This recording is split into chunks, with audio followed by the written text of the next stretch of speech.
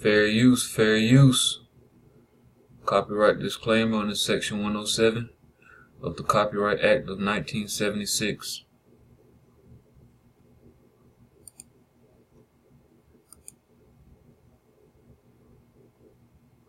Fair use, fair use.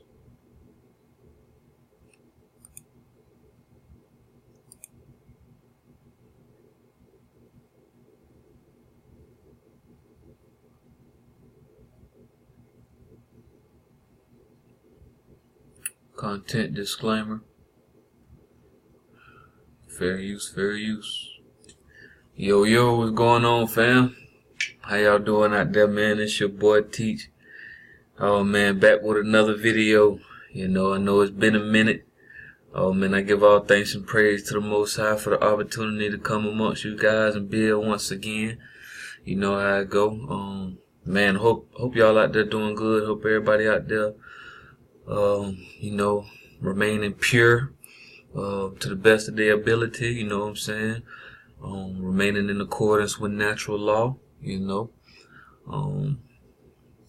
Man, we got a heavy one today, digging on them cedars, the Garden of God. Got a lot of information, man, a lot of interesting perspectives, you know what I'm saying, pertaining to this information, pertaining to the Garden of Gods and the Cedars, you know what I'm saying, the Cedars of Lebanon, the relation that we've been building upon these trees, these trees and their relation to us, and how they serve, and how they're natural healers and protectors and things like that. But a lot of more information as well. But I don't really want to give out no spoiler alerts or nothing. So I just ask y'all to rock with me as usual. I'm not gonna come and waste your time. You know what I'm saying? So I don't know how long this video is gonna be. So bear with me. They getting longer and longer. You know what I'm saying? But I'm not here to waste your time. So I just want to dive into the information and get to digging. And I hope there's some jewels in there for you. I hope you can pull out some things, and I hope it's very interesting and it's very helping. You know what I'm saying? And, based upon how we move and what's going on, because we know we got to take this stuff serious. I don't know if everybody been paying attention, but this stuff is real. This wilderness is something that you better get well acquainted with, because it's about that time.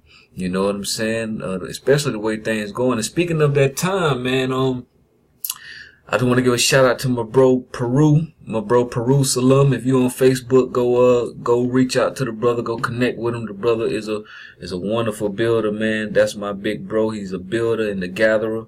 You know what I'm saying? And the bro sent me he bought me a chauffeur. He ordered me a chauffeur online, and he sent it. I just got it today.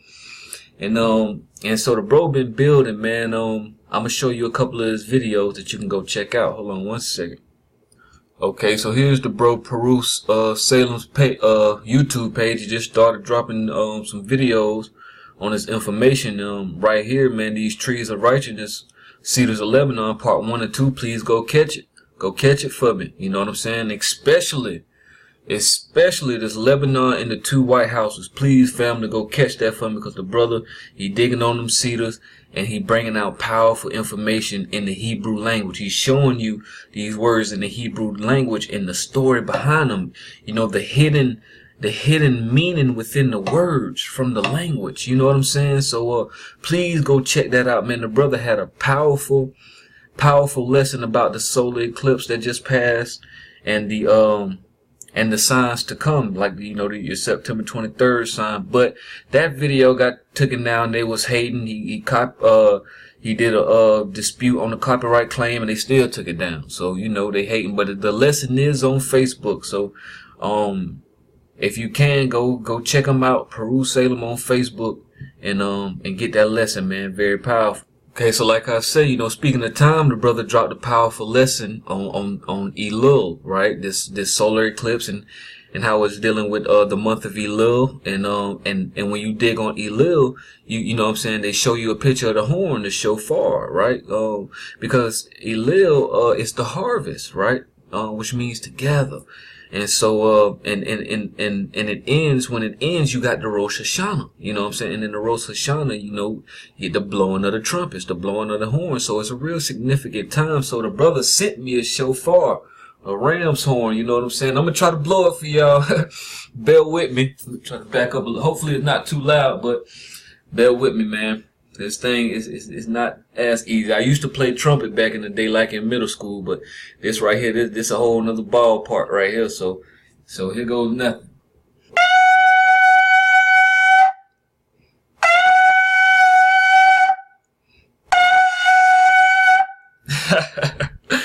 All right, man. So there you go. Got it a little good at the time right there.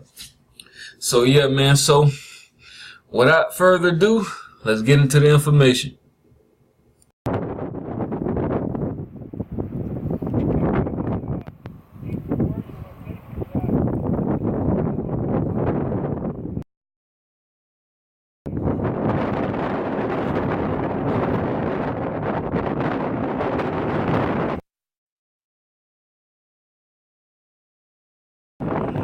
Oh shoot, look at that. It's making a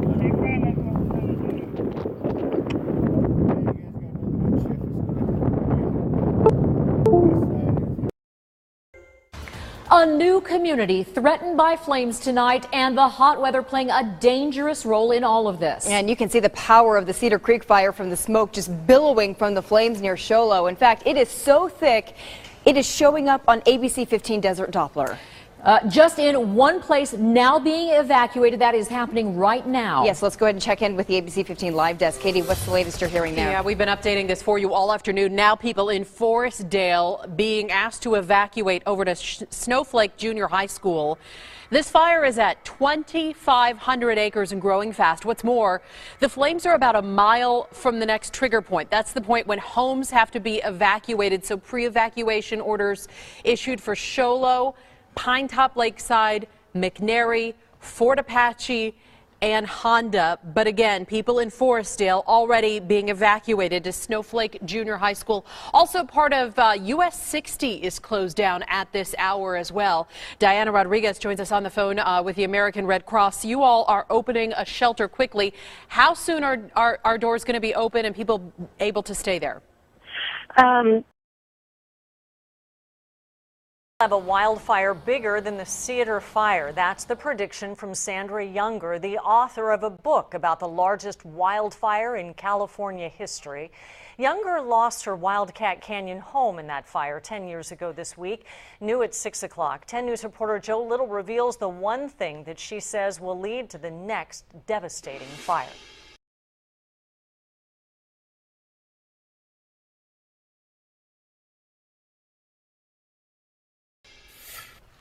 I'm standing in the heart of Wildcat Canyon. 10 years ago, the Cedar Fire tore through here, leaving a path of destruction and many questions to be answered. We felt pretty sure when we left that we would not see that house again. Sandra Younger was right, but as she and her husband fled down this hill away from their house, the journalist knew she'd one day write about surviving the historic Cedar Fire. The book began almost as soon as I made it out of the fire. 10 years after the Cedar Fire burned 280,000 acres, destroyed 2,200 homes, and killed 15 people,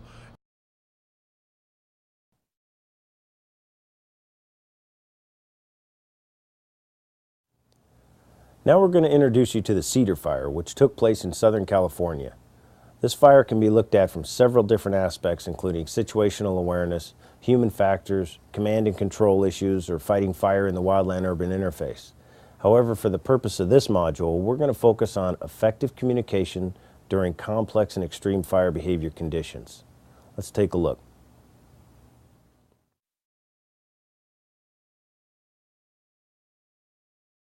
On October 21, 2003, a series of fires began in Southern California. The Cedar Fire began on October 25th, burning under Santa Ana wind conditions and spread in all directions but mainly to the west. That is just freaking insane. The winds are about 50 miles an hour right now. Look at that. A complete wall. I've never seen anything like this. It's total insanity. Look at that. I don't know if you can see the size of those homes over there, but... And the sound is like from hell.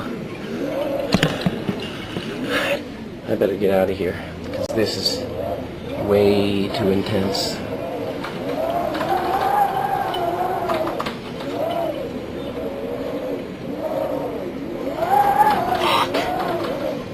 I might be trapped.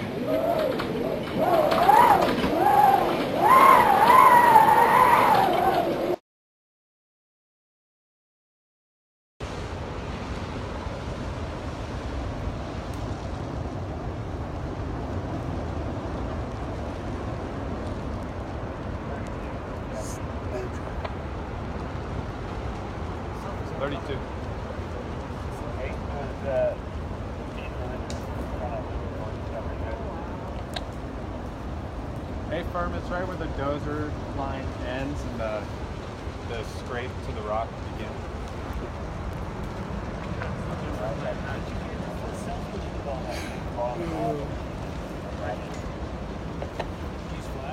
Yeah. I copy, so you're a couple 100,000 feet below. Yeah, hey, firm, and run it.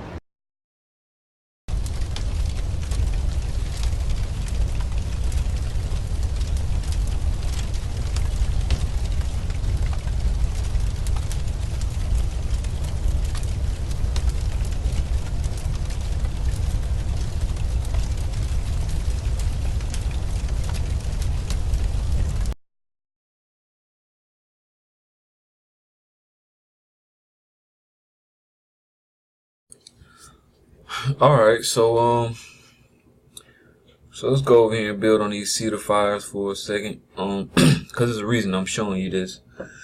And now the name Cedar Fire has been, limited to like particular fires, but there's been many of these fires, around. I mean, I know you've all heard these forest fires in a certain area and stuff like that, in a particular area that we've been building on. So, and there's reasons for that, you know what I'm saying? But right here is just, you got the Cedar Fire of 2003 and then the Cedar Fire of 2016, right?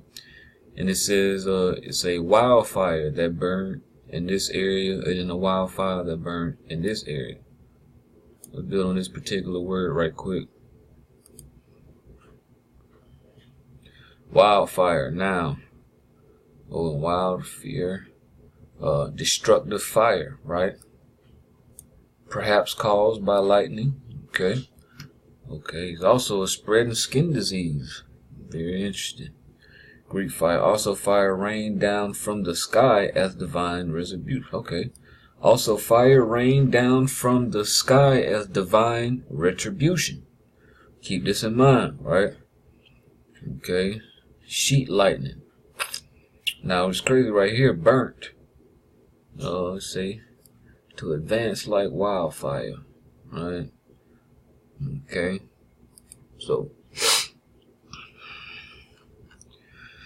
wildfire, wildland fire is a fire in an area of combustible vegetation that occurs in a countryside or rural area, depending on the type of vegetation where it occurs. A wildfire can also be classified more specifically as brush fire, bush fire, desert fire, forest fire, grass fire, hill fire, peat fire, vegetation fire, veiled fire, right? Fossil charcoals indicate that wildfire begins soon after the appearance of terrestrial plants, 420 million years ago. Wildfire occurrences throughout the history of terrestrial life invite conjecture that fire must have had a pronounced evolutionary effect on most ecosystems, flora and fauna, right? Alright, so check that out right there. You already know what time that is right there. Okay, so it says wildfires can be characterized in terms of the cause of ignition, right? Their physical properties, the combustible materials present, and the effects on weather, and the effects of weather on the fire, right? Wildfires can cause damage to property and human life. Okay, but they have many beneficial effects. on native vegetation, animals, and ecosystems that evolve with the fire. Okay, so very important. Alright, so, you know, some strategies of wildlife prevention, detection, and suppressions have varied over the years. Jump down a little bit at the causes. Four major natural causes of wildfire ignitions exist. Right, you got lightning, okay, you got sparks from rock falls, okay, and then you got spontaneous combustion, then volcanic eruption. Alright, and then it says the most common direct human cause of wildfire ignition include arson. This is very interesting to me that arson, people lighting stuff on fire and stuff like that, causing fire. But it's very interesting that burning things is called arson because of this root right here. Okay, so remember we were digging on the cedar tree, right? From 1 Kings 4:33, where he says he spake of the trees from the cedar tree that is in Lebanon, right? So what's interesting, and remember this is also incorruptible wood, right? The wood is of a brown color, very solid and incorruptible, if preserved from wet, right? So now check this out. The cedar tree, it says right here, since we know that it is in Lebanon, it says, and the inhabitants of Mount Lebanon still call it, meaning the cedar, Ars. So it's very interesting that, setting these wildfires and stuff like that and causing wildfires to break out, they will call, they call it arson, right? They'll call you an arsonist or something. But it has that root for the word that the people of Lebanon still call cedar. Okay, so up here they say the causes, right? Some of the main causes for these wildfire ignitions are spontaneous combustion.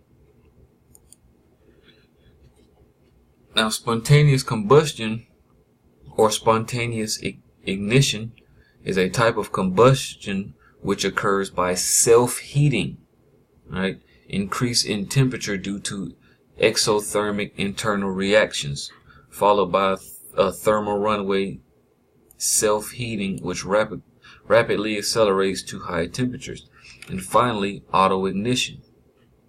Okay, real quick, in the auto-ignition temperature or kindling point of a substance is the lowest temperature at which it spontaneously ignites in normal atmosphere with an external source of ignition, such as a flame or spark. Okay, so you see sometimes natural phenomenon occurs that causes these things to spontaneously combust and causes wildfires to break out. It says cause an ignition on the spontaneous combustion part. It says a substance with a relatively low ignition temperature, hay, straw, peat, begins to release heat, right? Release heat. This may occur in several ways, either by oxidation in the presence of moisture in air or bacteria fermentation, which generates heat. The heat is unable to escape, hay, straw, and the temperature of the material rises. The temperature of the material rises above its ignition point, even though much of the bacteria are destroyed by ignition temperatures. Combustion begins if significant oxidizers such as oxygen and fuel are presented to maintain the reaction into thermal runaway. So you see these cedar fires or wildfires, you know what I'm saying? Sometimes they can be caused by spontaneous combustion or other natural phenomena that's, apart from arson, people coming in and setting fires, but, certain natural things, you know what I'm saying? Like rocks falling off cliffs and, sparking against each other, and that spark might catch on something, you know what I'm saying? Or lightning, you know what I'm saying? Lightning might come and strike something and set it on fire. That might cause, but so we were looking at these cedar fires, you know what I'm saying? And one interesting thing about the cedar fires is there's a place in Arizona, because we were looking at certain cedar fires that occurred in Arizona, and there's a place in Arizona called Cedar, Arizona, right? And Cedar, Arizona was a gold, silver, and copper mining town. Now that's very important, right? That's very important for what we're gonna be digging into. But Cedar, Arizona, was a silver copper mining town. Right here, say right here in 1907, the Cedar Valley Gold and Silver Company, right? So, and then, you know, a half mile area inside Cedar Valley. You know what I'm saying? So this is in Arizona. Now, what's interesting is, we know the Hebrew word for cedar is arez, right? It's also arza. But one of the main words for it is arez, right? Arez. Arez, right? Arez is a cedar tree, right?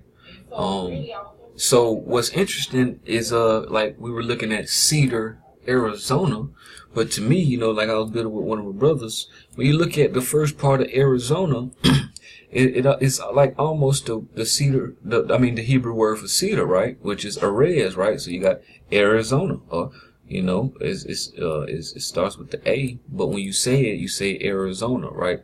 Almost like you saying the Hebrew word for cedar, which is arez, right? Just put a O-N-A on the back of that, and it's Arizona, Arizona. You feel me? But you know, this is something I was looking at.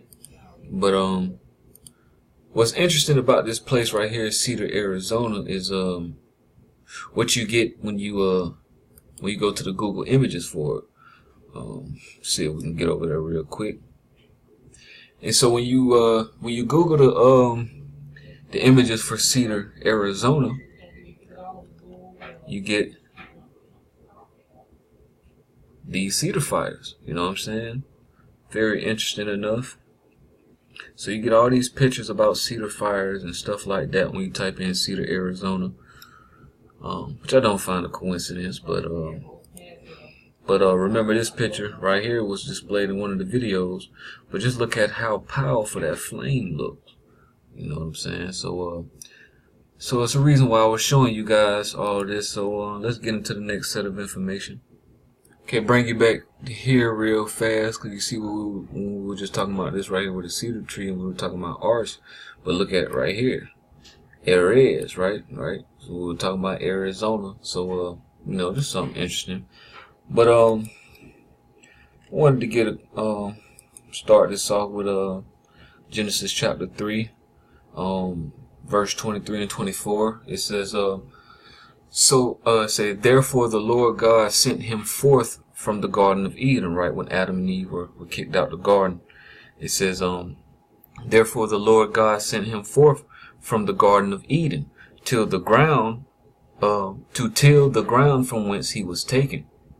So he drove out the man, and he placed at the east of the Garden of Eden cherubims, right? And a flaming sword which turned every way to keep the way of the tree of life. Okay, so he placed a cherubim,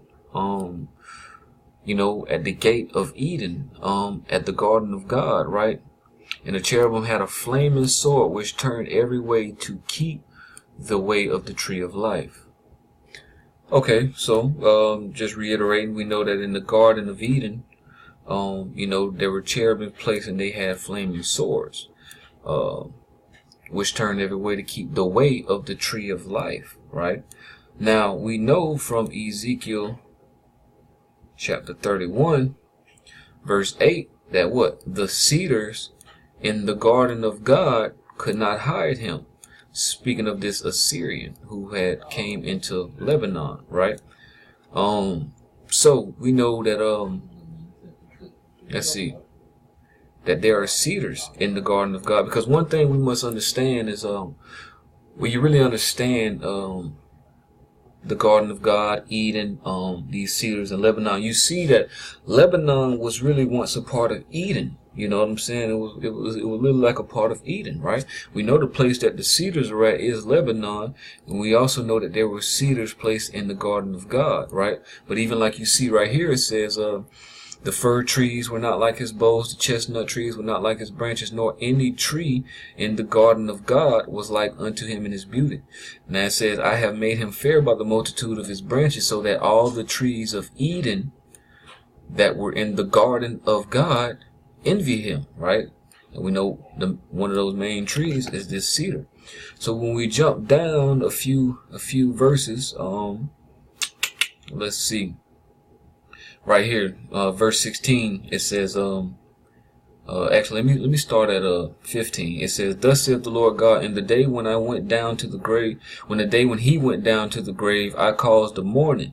I covered the deep for him, and I restrained the floods thereof, and the great waters were stayed. And I caused Lebanon to mourn for him, and all the trees of the field fainted for him, right? He say, and I made the nations to shake at the sound of his fall.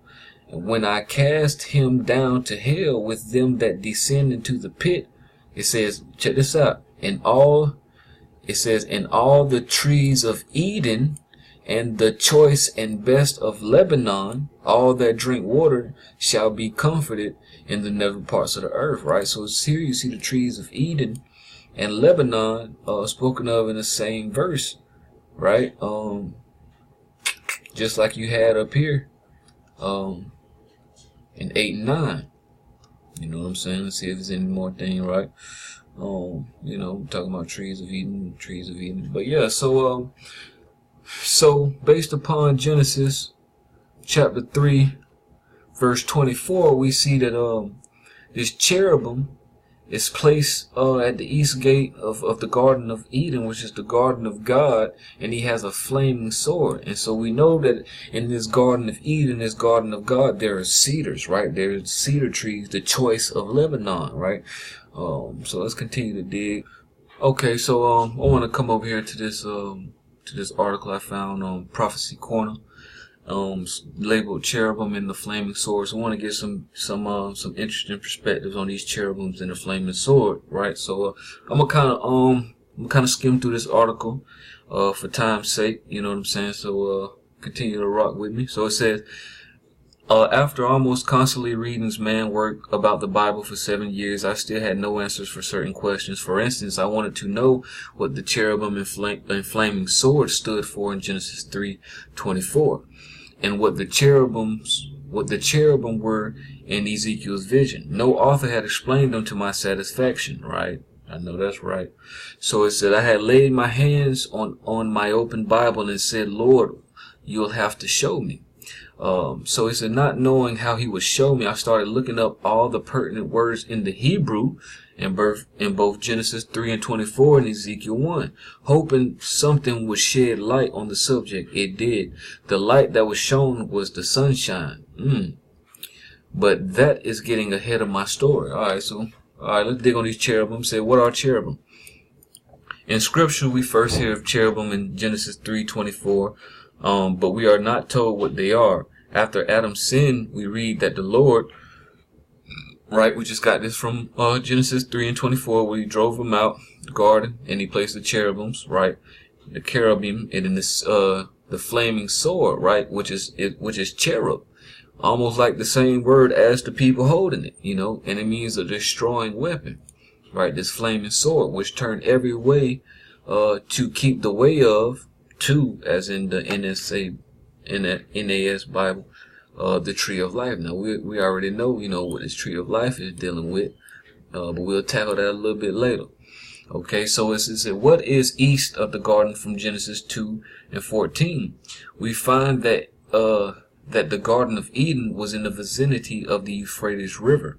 Okay, so it says right here, interesting ancient Babylonian inscriptions that show the garden was near Eridu, 12 miles south of Ur, where Abraham came from. The inscription said that near Eridu was a garden, and which was a mysterious sacred tree, a tree of life, right, planted by the gods.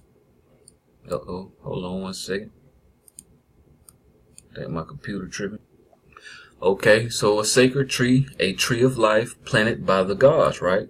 God planted these trees in the garden, whose roots were deep, right? Because that's why essentially we have to partake in embody the characteristics of these sacred cedar trees, because their roots run deep, and we have to be deeply rooted. You know what I'm saying? We have to be firm, fixed, and immovable. So it said, while its branches reach to heaven, protected by guardian spirits, and no man enters. Okay. So in Revelation 22 verse 2, we find that the tree of life truly did reach heaven. It is now in heaven. It may come as a surprise, but east of the Garden of Eden can be anywhere between earth and heaven, which rises in our eastern sky. So are the cherubim guardian spirits? The Babylonian inscription mentioned guardian spirits. Are cherubim guardian spirits? The answer is complex. The cherubim do guard. That much I can tell you now. They guard the path to heaven to make sure that nothing enters heaven that would defile it. See what I'm saying? As to whether they are spirits or not, must wait until we find the scriptural clues that shows us exactly what they are. So, okay, Ezekiel saw the cherubim. The very fact that Ezekiel saw the cherubim in his visions in chapters 1 and 10 suggests that they are something concrete rather than spirit. He saw them. Usually spirits are not seen, for they are like wind. Webster's Dictionary of Concrete is revealing. Webster's definition of concrete is revealing, He said it is a mass formed by concretion and coalescence of separate particles of matter in one body. Okay, so Ezekiel's vision of the four cherubim. Read this quick and breeze through it. Ezekiel's first vision is where the sunlight gave me my first inkling of what the cherubim really are. The heavens were opened to Ezekiel in his visions. I should have paid more attention to that clue, but I didn't. Ezekiel looked up at the sky. The cherubim were in the heavens. He saw a whirlwind that fanned out, to form a great donut shape. Within his boundary, he saw 4 flying heavenly bodies, and in the middle was the radiant sun. All right, a fire enfolding itself, and a brightness, naga, sunlight was about it.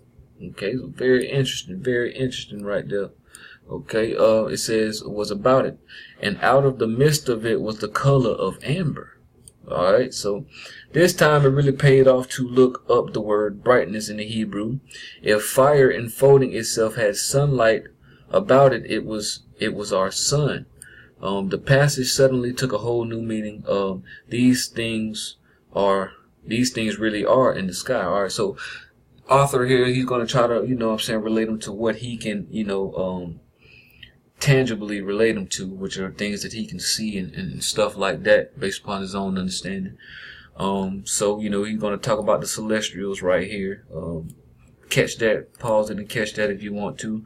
But, I want to jump down and say the 4 faces are the 4 cardinal points of the compass. Okay, it said the same pictures were on the flags placed at the compass points outside the Israelite encampments in the wilderness. The extremities or outer borders of the cherubim looked at like a disc, like the sole of a calf's foot, and they sparkled like the color of burnished brass. They sparkled in the sunlight. Okay, so now check this out. It say, as for the likeness of the living creatures, living heavenly bodies that can fly, as this author relates them to, their appearance was like burning coals of fire.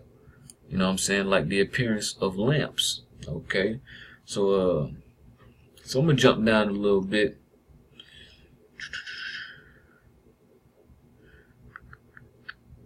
So, okay, so right here it says, what is the flaming sword? Just as the cherubim of Genesis 3:24 are in the heavens, the flaming sword is also in the heavens. Ezekiel saw it. Ezekiel 1:13, he said that it went up and down among the living creatures, and the fire was bright, and out of the fire went forth lightning. Now think about that now. Ezekiel seeing this flaming sword that this cherubim is holding, and the fire of it is bright, but out of the fire comes lightning. That probably, invokes fire, right? So it says, this is a cherub, a destroying weapon. Okay, now he's going back to the celestials again. But just keep all that in mind for what we've been seeing and what are we going to continue to see. You know what I'm saying? So, okay, thus Ezekiel saw the flaming sword, also called the sword of the Lord, going up and down among the terrestrial planets. Okay, so you got this verse right here in Isaiah 34, 1 through 8. Y'all go check it out, where it talks about the sword of the Lord, right? The sword of the Lord was filled with blood, right? The Lord hath a sacrifice in Bozrah. So it's very interesting, the connection between the cherubim flaming sword, the sword of the Lord, right, and sacrifice. Because we're gonna touch on that in a minute.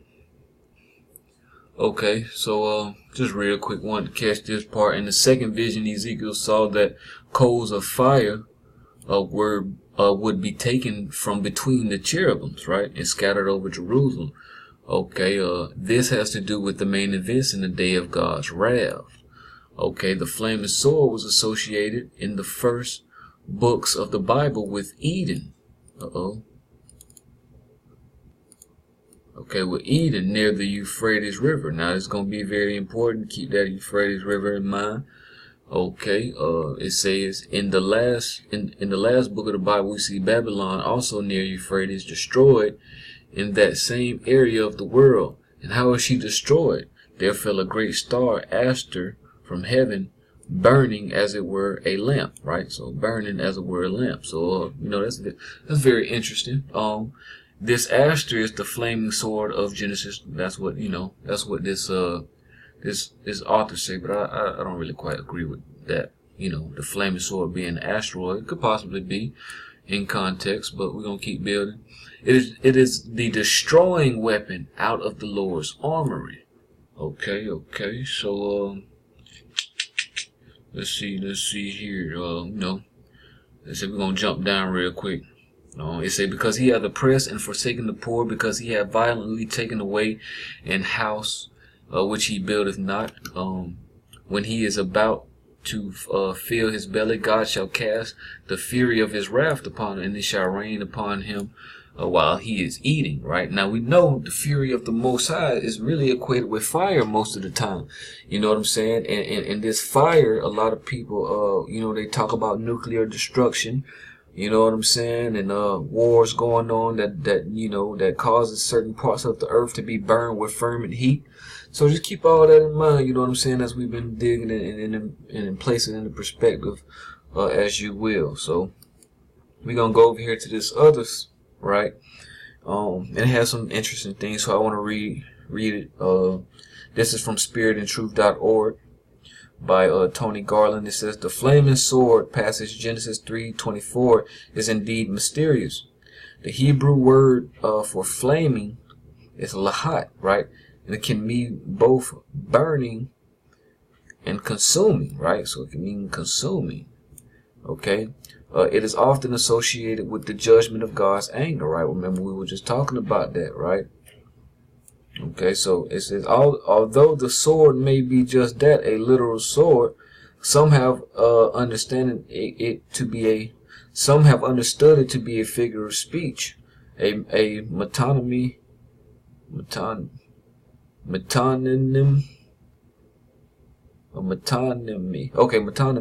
representing a battle, or in this case a conflict, as it is clearly used in many other passages. As to its turning every way, this Hebrew word hapak has many different uses which can differ significantly from the rendering turn every way. For example, overturning a throne, Haggai 2:22, overthrowing, right, as in destroying a city or running somebody up out of there, you know what I mean? Transforming, right, as to turn as a cape. Okay, so let's see, in this passage, it is the hithpael stem, which is the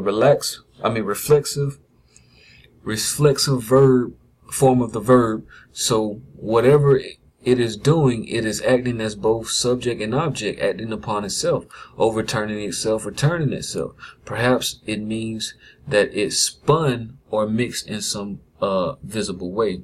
So to me, the usual aspect has less to do with the concept of a flaming sword and more to do with the fact that these objects appear to be self-animated as indicated by the reflexive stem.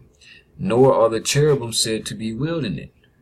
Okay, so I don't know where they get that part from. It said whatever it is active, dangerous, and speaks of God's wrath and judgment. Alright, so this person, right, this Hebrew Christian scholar takes the flaming sword as a visible manifestation of God's Shekinah, dwelling presence, similar to the flames within the burning bush, right? So that's very interesting. Now something is burning, right? That you get of Genesis 3. So dwelling, you know, that kind of just sparked my antennas because we know that one of the now the main definition we got for Damascus was a well-watered land, but it also gave us dwelling, right? A dwelling place. So, and we know that Damascus is in Lebanon, right? Where the Cedars are at. Okay, so as for it being a man-made tool, I wouldn't necessarily conclude this to be the case. The term for sword may merely denote a cutting instrument, right? As it is cognate with an Arabic term meaning to plunder, war, battle. Clearly it represents God's judgment. However, it precisely was manifested as the sword of Hawah, right? In Ezekiel 21. So right here you can see on Ezekiel 21 it says, Son of man. Okay, we ain't got to get all that. Y'all go check out the verse. I thought it was going to show it right there. But check this out. It says, it may also be fruitful to study the analogy between the expulsion of Adam and Eve from God's presence in this passage and the later re-entry of the high priest towards God's presence in the tabernacle and temple, right? Okay, so it says, and the later re-entry of the high priest towards God's presence in the tabernacle and temple. Very important. It would seem there is a close correlation, and that the flaming sword may be analogous. However you say the word, analogous to the altar of incense.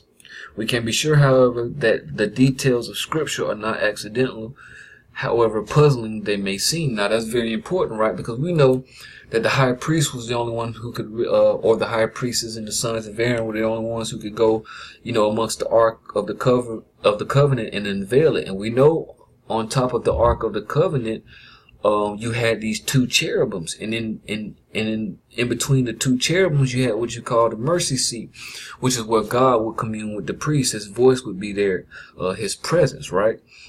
So the high priest going into the temple and amongst these sacred holy things, right?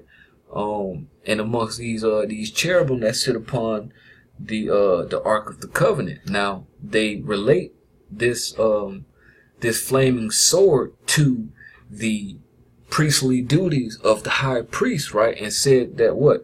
The flaming sword may be analogous, however you say it, to the altar of incense, right? Where they burn incense, right? Now, this is very substantial, because when we go and we look, right, we know in the Garden of Eden, he placed a cherubim with the flaming sword, which turned every way to keep the way of the tree of life. So he is keeping the way of the tree of life, right? Now, what's very interesting is when you understand this word keep, it really fulfills a duty. You know what I'm saying? Let's get into that. Let's see. Okay, so you know what I'm saying, you come to the blue letter Bible and you type in the word keep, and you see the verses that you get. You know, I'm becoming mainly on Leviticus, because it's dealing with, the Levitical law that the Levites were keeping, right? So when you look, it says and keep the charge of the Lord, speaking of these priests, right? It says, and ye shall do my judgments and keep mine ordinances, right? Ye shall therefore keep my statutes, right? And ye shall therefore keep my statutes and my judgments, right? And shall not commit any of these abominations. Therefore ye shall keep my ordinance, right? Keep my Sabbaths, keep my statutes, right? Therefore you shall keep all of my statutes and judgments.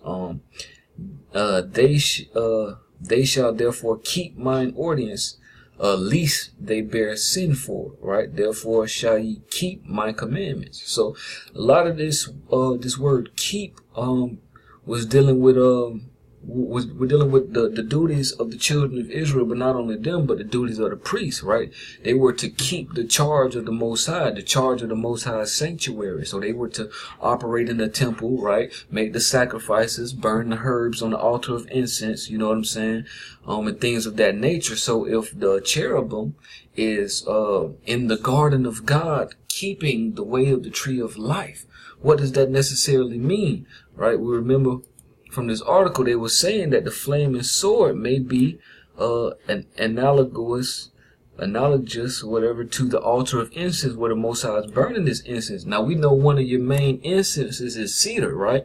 Even with your Native Americans, your Aboriginals, the cedar is one of the 4 sacred medicines, right? You got sage, cedar, sweetgrass, and tobacco. These are all herbal incenses. You know what I'm saying? So is it possible that the flaming sword of the cherubim is promoting fires in the garden of God to keep it in a priestly manner, right? As an altar of incense, right? Perpetually burning incense before the Lord, for the Lord of the heaven and the earth.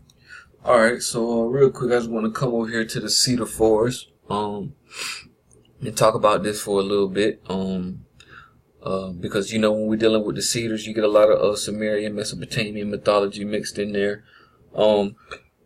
Because as we know, the Sumerians and Mesopotamia is considered your earliest civilization, right? One of your first civilizations. And we know when we're dealing with this cedar tree, it is one of the oldest trees on the planet. You know what I'm saying? And it's always dealing with the origin of things, right? Well, the places where we become a nation, where we establish our origin, it was amongst that cedar tree. You know what I'm saying? The place where Noah left. You know what I'm saying? And it was amongst a cedar tree, the gopher wood, in which he built his ark from. So whenever you're dealing with the origin, with the beginning, and with very old things, you always get these coniferous trees and mainly the cedar. You know what I'm saying? So let's build on this real fast. Say the Cedar Forest is the glorious realm of the gods, right? So glorious realm, right?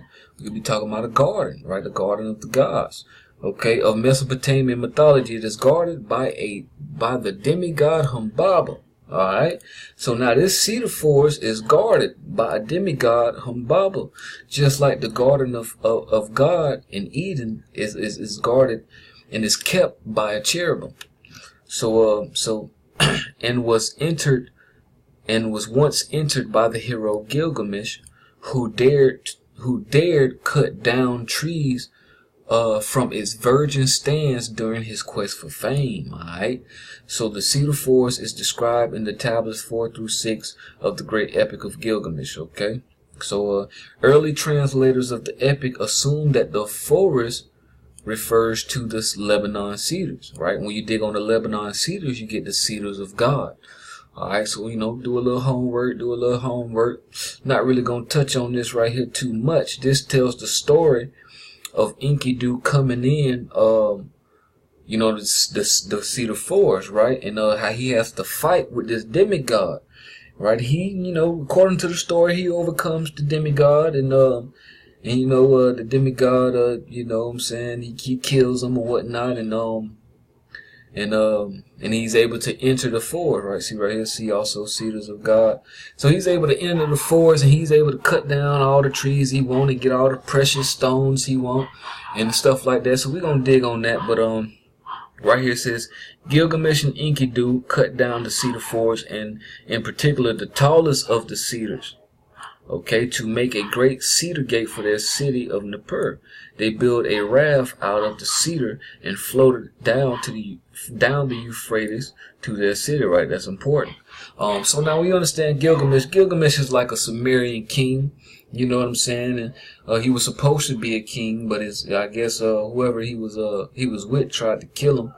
So, you know, he had to escape, but he eventually becomes king, you know what I'm saying? And he's guided by Shemesh. Now, we know Shemesh is the sun god, that's Baal, right? So this is not particularly the Most High, you know what I'm saying? He's actually guided by Satan, given the power to go into this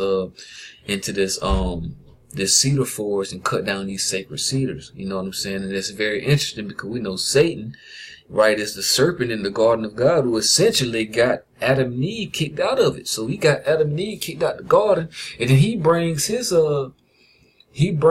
people into the garden, right, to do what they wish and will in the garden and things like that, so they can cut down these sacred trees, because this is a very powerful you know what I'm saying, area. It has the tree of life, and the tree of life, right, is just that. It's the tree of life. So you know, we're gonna continue to build. So we know that in the Cedar Forest we have this demigod placed there, and his name is Humbaba. Let's go and dig on him real quick. Alright, so Humbaba. In ancient Mesopotamian religion, Humbaba, right, and you also get the Assyrian spelling, so that's important.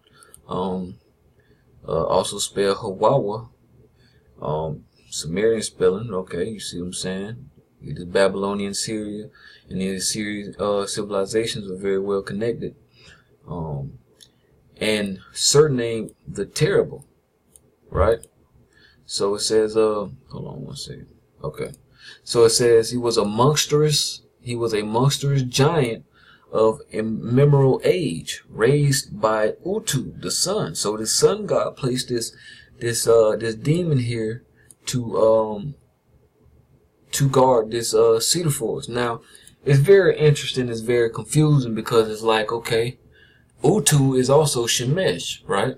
The sun god.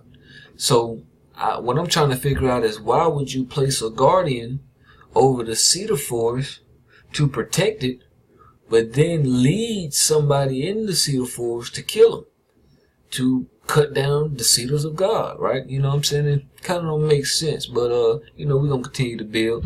But we do know that the Most High placed the cherubim at the garden, you know what I'm saying? So hey, it is what it is. So let's continue. It says Humbaba was the guardian, right, of the cedar forest, where the gods live by the will of the god Enlil, who assigned Humbaba as a terror to human beings. Gilgamesh defeated this great enemy. Okay, so they say. Alright. Now, check this out. The description of Humbaba, right? This guardian of the cedar forest. Okay.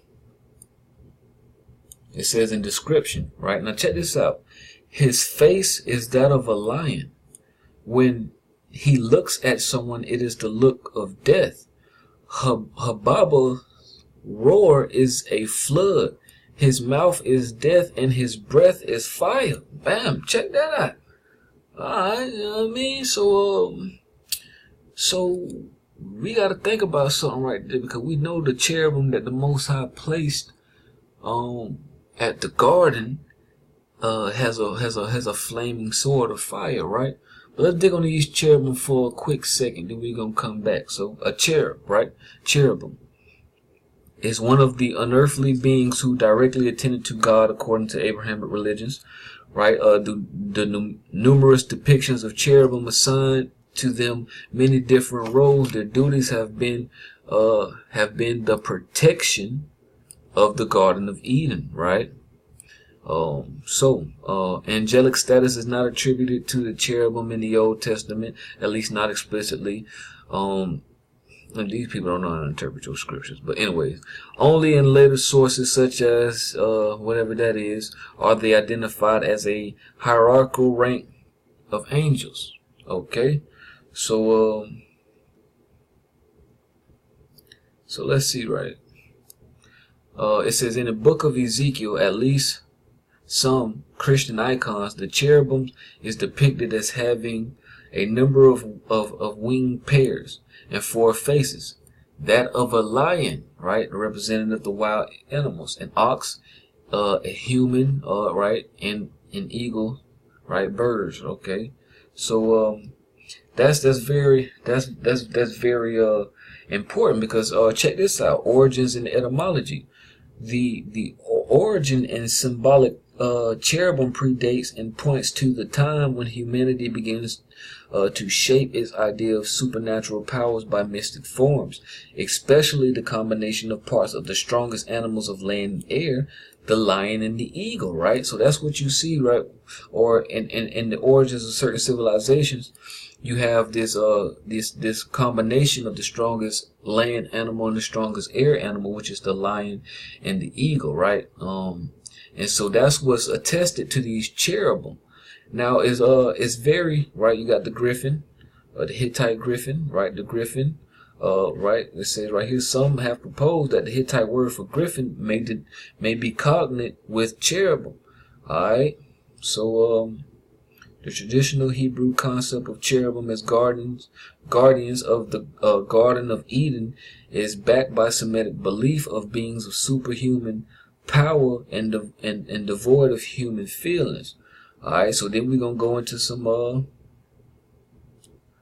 right here, as whose duty it was to represent the gods, and as guardians of their sanctuaries repel intruders. Okay, these conceptions in turn are similar to an account found on tablet 9 of the inscriptions of Nimrod, right? So we're dealing with the Sumerian tablets again. Okay, so now in the Sumerian tablets we know what, you know, and catch all this, we got some powerful information, but we're gonna just keep it moving for time's sakes, right? Okay, sorry about that. So we see that, you know, like I said, when we were digging in this Sumerian mythology, you have the Cedar Forest, and you have this demigod who guards the Cedar Forest, right? And this demigod has the face. Let's get it. He has the face of a lion, right? Just like the cherubim, right? Who also, you know, have the face that of a lion. You know what I'm saying? So very interesting connections right there. And when you look at right, we on Humbaba, and when you look right here at ancient Mesopotamian religion, what you get the cherubim, right? You get the griffin. You get this winged creature, right? This winged creature with the face of a lion, you know what I'm saying? The body of a lion and things like that.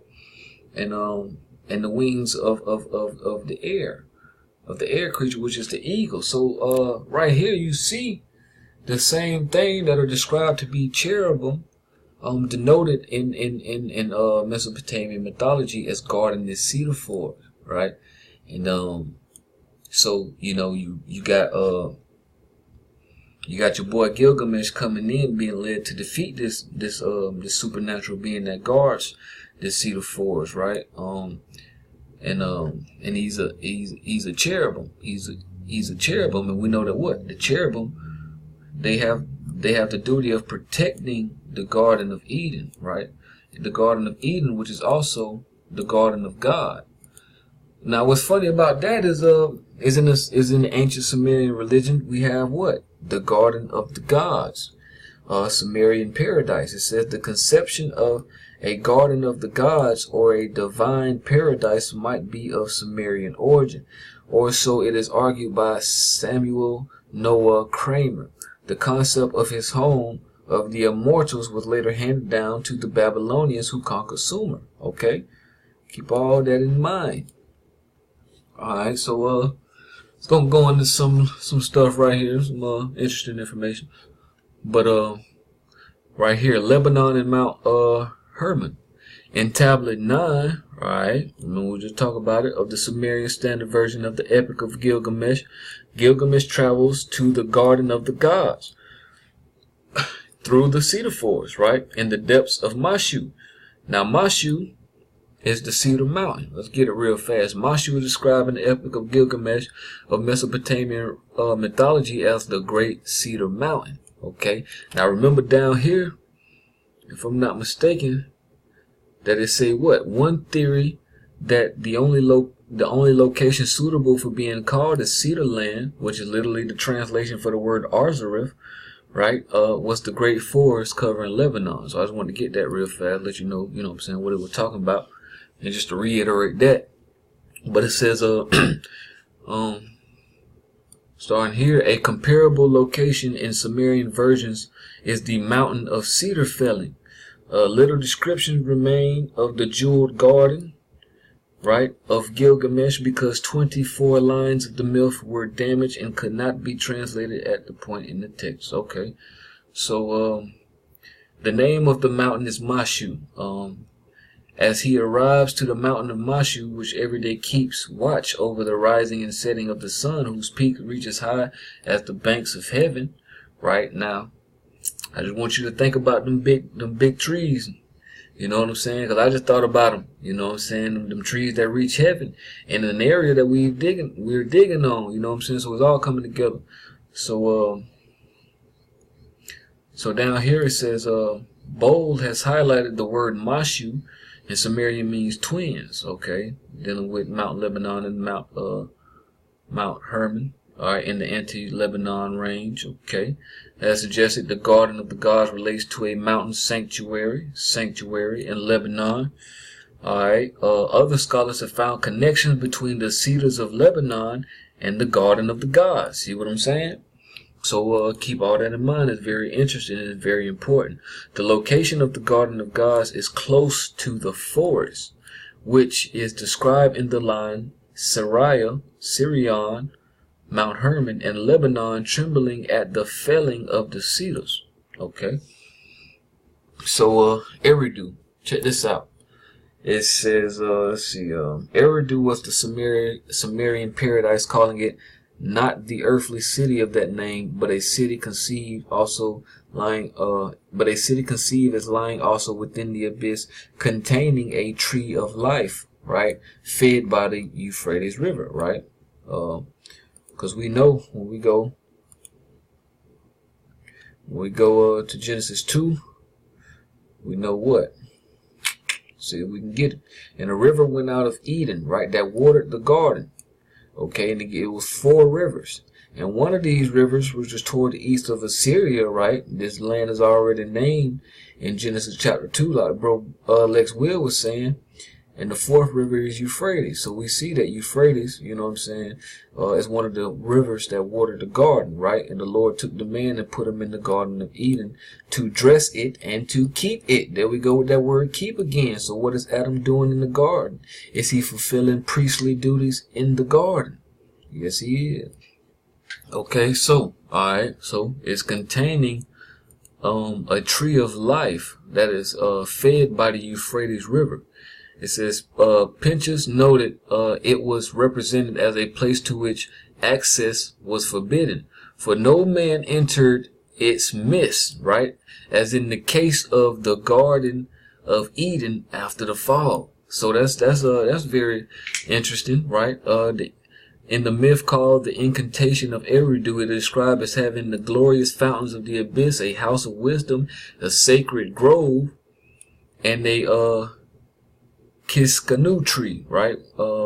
With the appearance of the lapis lauza. Okay, some stuff like that. But that's very interesting, though, that this Sumerian Garden of the Gods is also guarded and protected, right? You know what I'm saying? Where access was forbidden, for no man entered in this midst. So we can understand that in their mythology, when this king of theirs was able to go into the garden and so-called slay this cherubim and bring back the cedars of Lebanon, it was a big thing. You know what I'm saying? It was a great thing to the city, and they were able to build their cities with these cedars, right? Like I said, the gates of the cities was built out of the tall cedars of the Garden of the Gods, right? But interesting enough, as we know, it has the tree of life in this paradise. You know what I'm saying? That's like the Garden of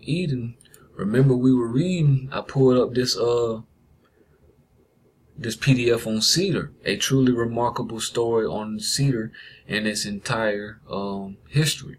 Now I'm gonna read this first paragraph. It says, "From time immemorial, people have spoken of the tree of the world, whose roots fasten the earth and are washed by the holy waters of the world beyond the grave, whose trunk is encircled by the snake, the symbol of the helic movement of energy, and whose crown extends to the cosmos. For the Sumerian, the oldest of the civilizations, we presently know this was the cedar." All right, so we're dealing with the Sumerians, right? Remember right here, a mysterious history. It says, the cedar was considered to be what? The holy tree of life. Keep that highlighted. And among the most ancient civilizations, the Sumerians, a mysterious civilization now lost to all ages that gave life to the entire modern world. The bearers of the secret sacred knowledge of Sumer believed that cedar, a symbol of power, greatness, immortality, was created by God as the storage chest of the energy of the cosmos on earth. Now understand this, because this will give you a great perception on what the Ark of the Covenant is, because we know what the Ark of the Covenant was built out of that shittim wood, incorruptible wood, which we know to be the cedar tree, not the acacia. So right here is telling us that the cedar is the storage chest of the energy of the cosmos on earth, created by God. Now God commanded the Israelites to create this chest out of cedar, right, that would house the laws of the planet, right? The covenant, right? That's why it was called the Ark of the Covenant. And if you touch that joker, you would die. You know, you basically get zapped. So it was like the storage chest of the energy of the cosmos, you know, like a generator. So, and it's very interesting because on top of the Ark of the Covenant, you have what? You have the cherubim, the two cherubims that who wings create the mercy seat, which is where God's voice is presented to the priest. So now you can see the symbolism behind the Ark of the Covenant in the Garden of God, the cedars that were in Eden. You know what I'm saying? How they were protected by these cherubim and things like that, and how the cherubim are on the Ark of the Covenant. You know what I'm saying? So just keep all that in mind. Saying for that reason, it was given the holy right to have its own names depending on its place of growth and its purpose, religious, medicinal, for construction, even as a standard a measure of exchange much more valuable than gold. Okay. All this is confirmed by clay tablets 7,000 years old found in archaeological excavations of the ancient kingdom of Sumer. Right, the head of the Sumerian pantheon, the god Ea, who symbolizes cleansing water, right, cleansing water, was considered to be the patron of cedar. Now, like I said, that's very interesting that the god of cleansing water, purifying water, is also the patron of cedar. And we know cedar is a purifier, is a cleanser, right? So Ea was the source of unattainable, hidden wisdom and secret knowledge that he could grant to a worthy person. And the most important thing he gave to the people was life. So he gave the people life, and he was the patron of cedar. So you can see why cedar is dealing with what? You know what I'm saying? So it says all precious metal belonged to him. He was considered to be the patron of blacksmith trades, culture, and arts and science. The cedar is much the same together with Ea, right? It personifies beauty. Water in the conception of the Sumerians was something majestically beautiful. Stability and immortality. The ancient cedars reached an age of 2,000 years old, right? Health, that is, life, strength, prosperity, development of culture, right? Cedar is attested to the development of culture, because that's what gives the nation its identity. When they go amongst them cedars, they become reconnected with the law, therefore have a tribal identity because they have a system of morals in place. Anyways, the arts and science, divine pride and grandeur, whatever. Demand for the cedar in the ancient world was so great that the most ancient epic of Gilgamesh mentions a monster who protected a cedar grove from incursions by outsiders, right? The tradition of the divine cedar of Sumer was the subsequently assimilated subsequently assimilated by other nations as well. All right, so I just want to read that, you know what I'm saying, because it was dealing with the Sumerian culture, which we've been, you know what I'm saying, we've been digging on. Okay, so now, going back, now we see that this Garden of the Gods in the Sumerian mythology is also the same. You know, it's a divine paradise, but it's also the same as this Garden of Eden, which is also connected to Lebanon, right? The Cedars of Lebanon and the Garden of the Gods. Now we know Lebanon means whiteness, right? And we know what also means whiteness. We know Aztlan means whiteness. Now we know in this we know Aztlan, you know, they have it as this territory. And like I say, Aztlan means whiteness just as Lebanon, and it is also full of cedars. But one thing we do know about Aztlan is in our place of whiteness, we also have what you would call a Garden of the Gods, right? In Colorado, let's get it. Right, Garden of the Gods is a public park located in Colorado Springs, Colorado, which is in the territory of Aztlan, right? And check it out, man. It is full of cedars. You feel what I'm saying? Full of cedar trees, man. Google Images is a beautiful place. I love to go and check it out. But what's interesting is right here. It says in August 1859, 2 surveyors who helped to set up the Colorado City explored the site. One of the surveyors, M.S. Beach, suggested that it looked like it would be a capital place for a beer garden. His companion, the young Rufus Cable, awestruck by the impressive rock formations, exclaimed, "Beer garden? Like, what? Beer garden?" He said, "Why, it is fit." He said, "Why, it is a fit place for the gods to assemble. We will call it the Garden of the Gods." The name Garden of the Gods was later given to the section, but you know what I'm saying. But the name Garden of the Gods stuck, right? Garden of the Gods has also been preserved as a park, right? And the name stuck. Let me see. The Iverson family took the comment to heart and began calling their own collection of rock formation the Garden of the Gods, and the name stuck. So this place right here was called Garden of Gods, not just because somebody just wanted to slap their name on it, because when you looked at it, it looked like he said, it looks like a place, a fit place for the gods to assemble, right? And we know that the Cedar Forest, it was what? It was a glorious realm. Let's see if we can get it. The glorious realm. Oh, right here, I'm tripping. The glorious realm of the gods. So, the Garden of the Gods was simply the abode of the gods, right?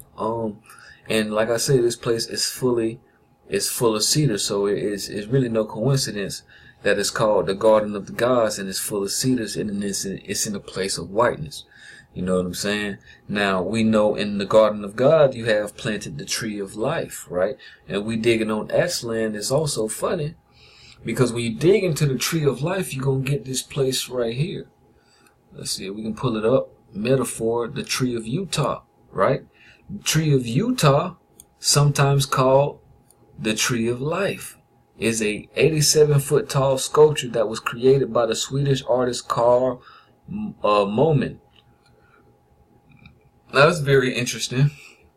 It say inscribed on the plaque are the words "Ode to Joy" by the French, by Frederick Schiller, also used as a chorus of Beethoven's Ninth Symphony.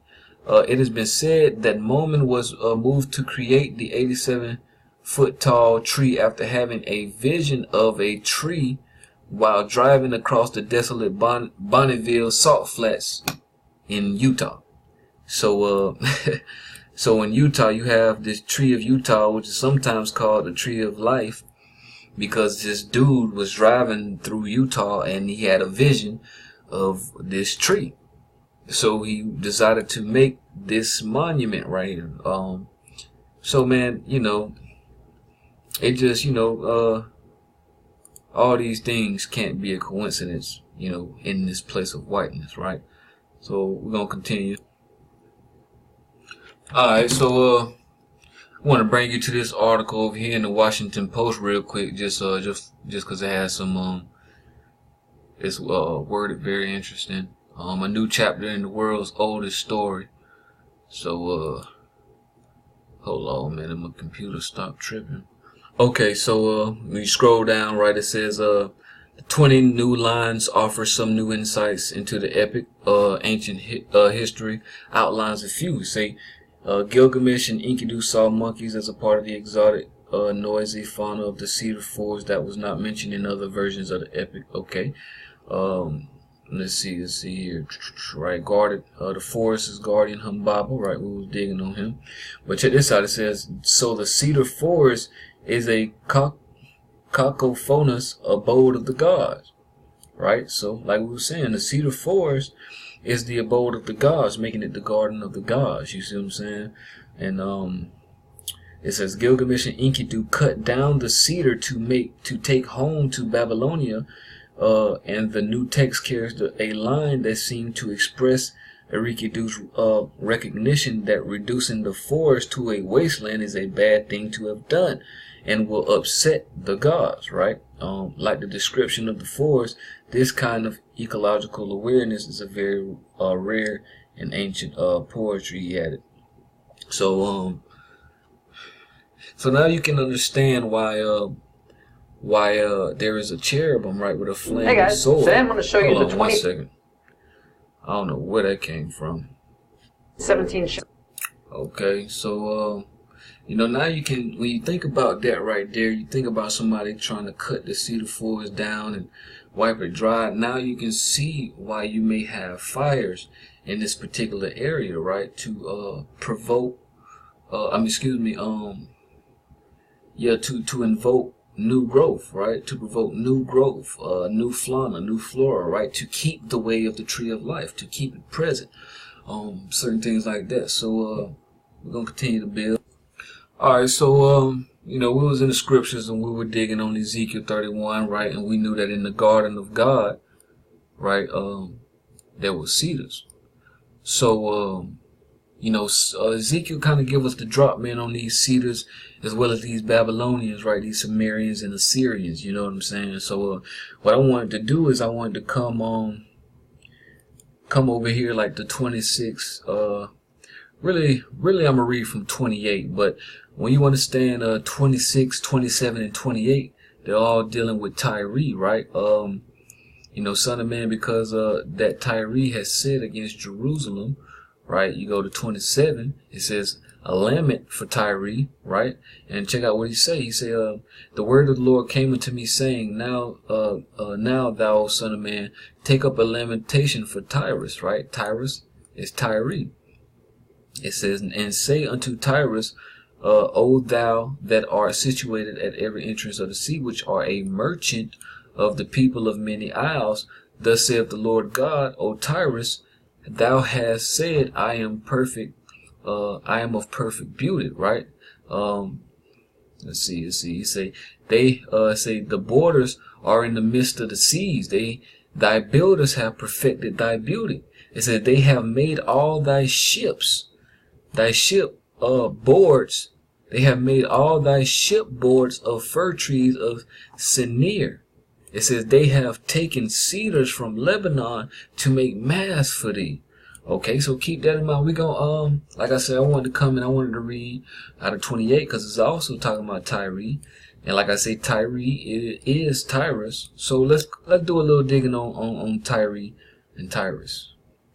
All right, so for those of you who, you know, just by the sound of Tyree, it is already rung a bell. You would know that it is definitely associated with Lebanon, because you know about Hiram, king of Tyree, who were cutting down cedars from Lebanon. You know what I'm saying? And sending them to King David. You know what I'm saying? So let's read a little bit. It says a rock. Right, as you can see, Tyree is Tyrus. A rock the celebrated emporium of Phoenicia, the seat of immense wealth and power. And I wonder why. Situated on the coast of the Mediterranean within the limits of the tribe of Asher, as assigned by Joshua. Okay. Though never reduced to subjection, Tyree was a daughter of Zidon, right? Zidon around Tyree, but rapidly gained an ascendancy over this and all the other cities of Phoenicia, which it retained with few exceptions to the last. It is mentioned by neither Moses nor Homer, but from the time of David onward. Reference is frequently made to it in the books of the Old Testament. There was a close alliance between David and Hiram, king of Tyre, which was afterwards continued in the region of Solomon. In the reign of Solomon, right? King Hiram of Tyre was cutting these cedars, and he was sending them back to King David and Solomon, right? And it was from the assistance afforded by the Tyrians, both the artificers and materials, that the house of David and afterwards the temple were principally built, right? Because they were built out of completely hewn cedar. So, okay, so I want to touch on that a little bit. You got the king of Israel, Ahab, the king of Israel, and Jezebel, right? The royal princess of Phoenicia brought great guilt and endless misfortune to the 10 tribes, for the Tyrians were gross idolaters, worshippers of Baal and Ashtoreth, right? So, him being in love with her, bringing that whoredom and worship of Baal and Ashtaroth into the land, you know what I'm saying? And stuff like that. So, they begin to be very wicked and things of that nature. Alright, so I want to go over here real quick to this article. The city of Tyre is desolate, just as God has promised. Okay, you got Ezekiel 26:3-5. It says, therefore thus saith the Lord God, behold, I am against thee, O Tyrus, and I will cause many nations to come up against thee, as the sea causes the waves to come up, and they shall destroy the walls of Tyrus and break down her tower. I will also scrape her dust from her, and make her like the top of the rock. It shall be a place for the spreading of nets in the midst of the sea. For I have spoken it, saith the Lord God, and it shall be the spoil of all the nations. Alright, so check this out. Right here, first thing we get is Tyree Lebanon, right? So, like we said, we know Tyre is associated with Lebanon because the king who was ruling in the area were able to, directly cut cedars and send them down to King David and Solomon. Now, like I said, this name Tyree wasn't used until the time of David and Solomon. So, we just, kind of wonder what it was called before, but we know it's a part of Lebanon. So we know it's a part where the Cedars are at, somewhere close to Eden, dealing with these Sumerians and Babylonians, right? Who were prime worshippers of Baal and Ashtaroth. Alright, so, it said it was often attacked by Egypt. It was besieged by Shalmaneser, Syrian king, who was assisted by the Phoenicians, right? And by Nebuchadnezzar, right? The king of Babylon. Now, it's very interesting. Like you say, you can get this right here, Tyree Lebanon, right? So, Tyre is in Lebanon. It says Nebuchadnezzar's Babylon, right, was the first of the nations to come against Tyre. Now think about that, right? 'Cause we've been talking about Babylonian mythology, right? Dealing with the Cedar Forest, right? The Humbaba, the Cherubim garden, the Cedar Forest. And it says that Nebuchadnezzar's Babylon was the first of the nations to come up against Tyre. Alright, so just with that little background on Tyre, you can do some digging yourself on it if you want a clear background, but we're going to dig into the scriptures real fast. Alright, so now, remember, we were talking about Tyre, right? A lament for Tyre and how they had made all the shipboards of fir trees of Sennar, and they have taken the cedars from Lebanon, right, to make the mast for the end. Remember we were digging on the Sumerian religion where they came and they cut down the cedars and they were shipping them on boats, right? So these people were very, they were like merchants, right? They were like merchants, and they were shipping things, you know what I'm saying, back forth through the Euphrates, right? Shipping the cedars of Lebanon back to Samaria. All right, so keep that in mind, because it's very interesting when we go to Isaiah 23, right? And this is an oracle concerning Tyree and Sidon, which is also, Zidon. But, it's very interesting, right? It said, the burden of Tyree, how, ye ships of Tarshish, right? For it is laid waste, so that there is no house, no entering in. Okay, from the land of Chittim, it is revealed to them. Okay, now that's very interesting, right? Because, even like right here, he says, Tyree, whose destruction by Nebuchadnezzar is here foretold, right? So the king of Babylon came in and destroyed this place in Lebanon, right, where these cedars are. So it says, be still, right, ye inhabitants of the isles, thou whom the merchants of Zidon, right, pay attention to that word merchants, of Zidon that pass over the sea have replenished. All right, it says, and by great waters, the seed of Sihor, the harvest of the river is her revenue, right, because they merchants. Right, and she is a mart of nations. Be thou ashamed, O Zidon, for the sea hath spoken it, even the strength of the sea, saying, I travail not, nor bring forth children, neither do I nourish up young men, nor bring up virgins. Right, as at the report concerning Egypt, so shall they be sorely pained at the report of Tyree. Now go check out my bro Natural by Law, because he was digging on Tyree. You know what I'm saying? He was digging on Tyree, right? And Solomon the Builder. Go check it out. It says, pass ye over to Tarshish, right? How ye inhabitants of the isles. Alright, so jump down right here to verse 8. It says, who have taken this counsel against Tyree, the crowning city, whose merchants, right? Whose merchants are princes, whose traffickers are the honorable of the earth, right? So check that out, right? When we're dealing with Tyree, you're dealing with these merchants and these traffickers. Okay, just skimming through 26 and 27 before I touch 28. Just touch on these merchants again, you know what I'm saying? When we're dealing with Tyrus, right? The place for spreading forth of nets in the midst of the sea. Right, where it say, thus saith the Lord, behold, I will bring upon Tyrus Nebuchadnezzar, king of Babylon, from the north, right? So let's see. Hold on. Alright, so when y'all get the chance, you know what I'm saying, come and catch Ezekiel 26. I'm gonna just skim through 26 and 27. But like right here in verse 12, it say, and they shall make a spoil of thy riches, right, and make a prey of thy merchandise, right?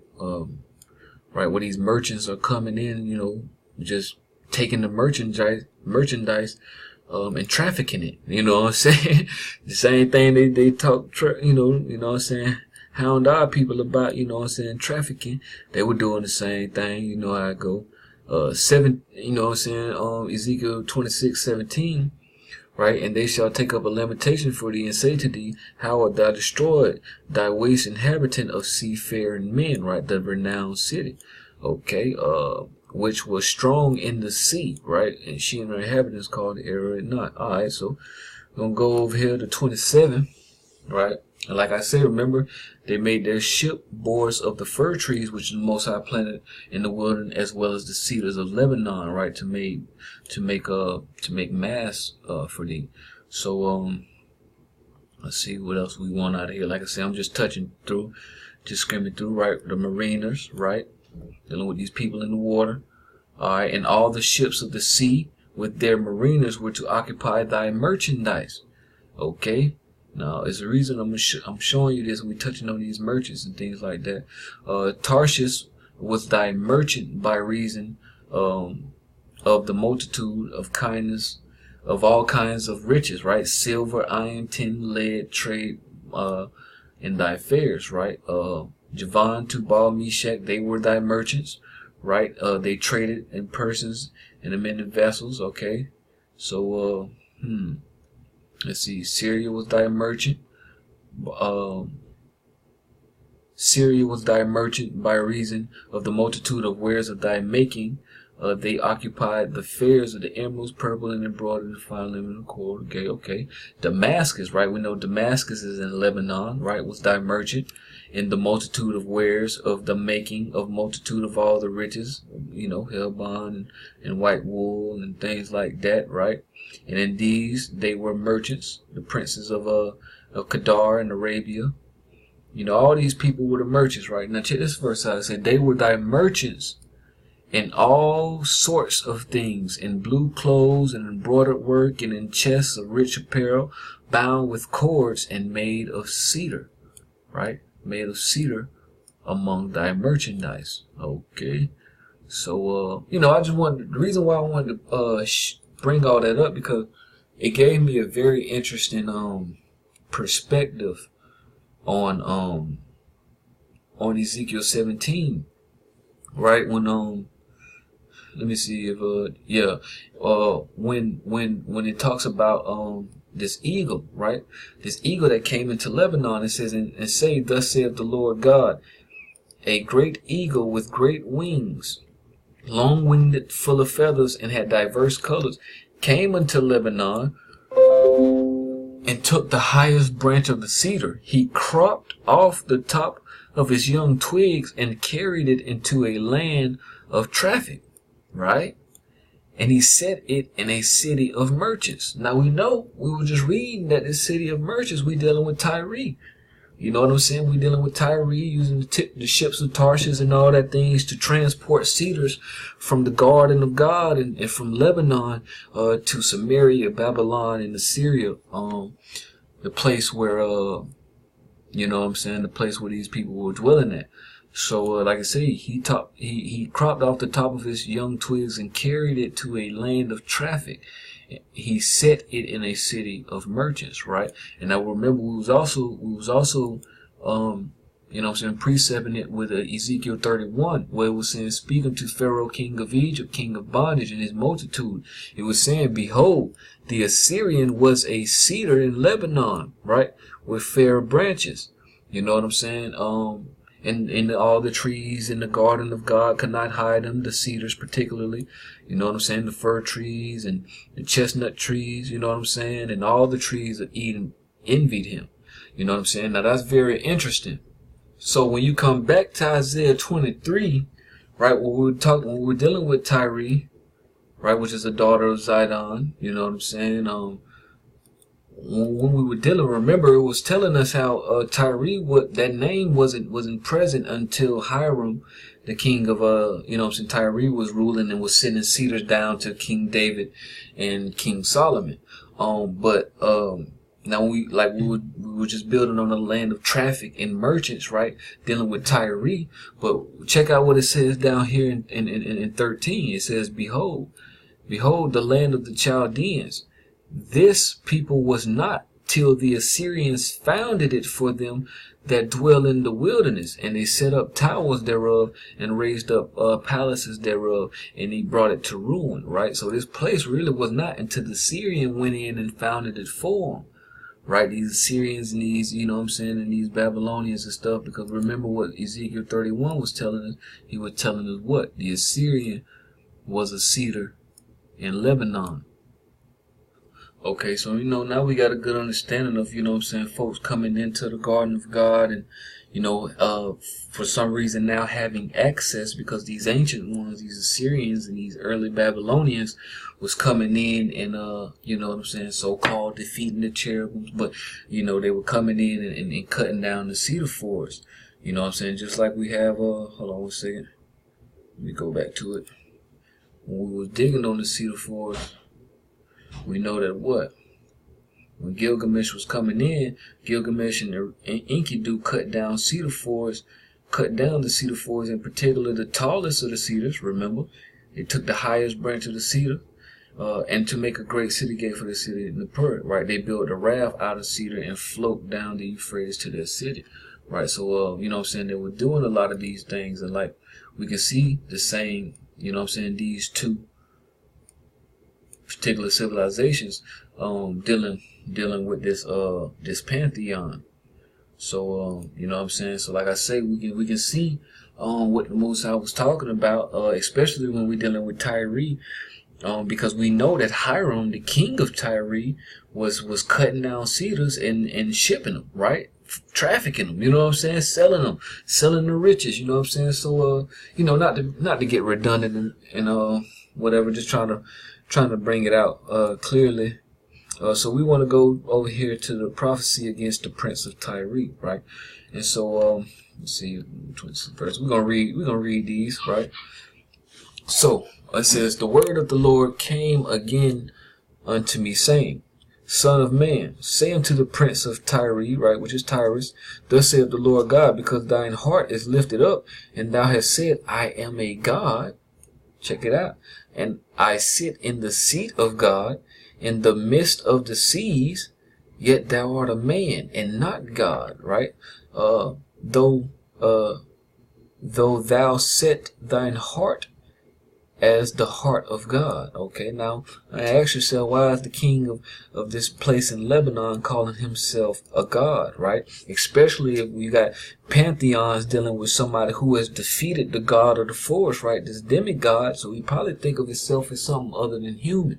And he has access to this mythical place that really nobody, you know, had access to. You know what I'm saying? So it says, Be thou art wiser than Daniel.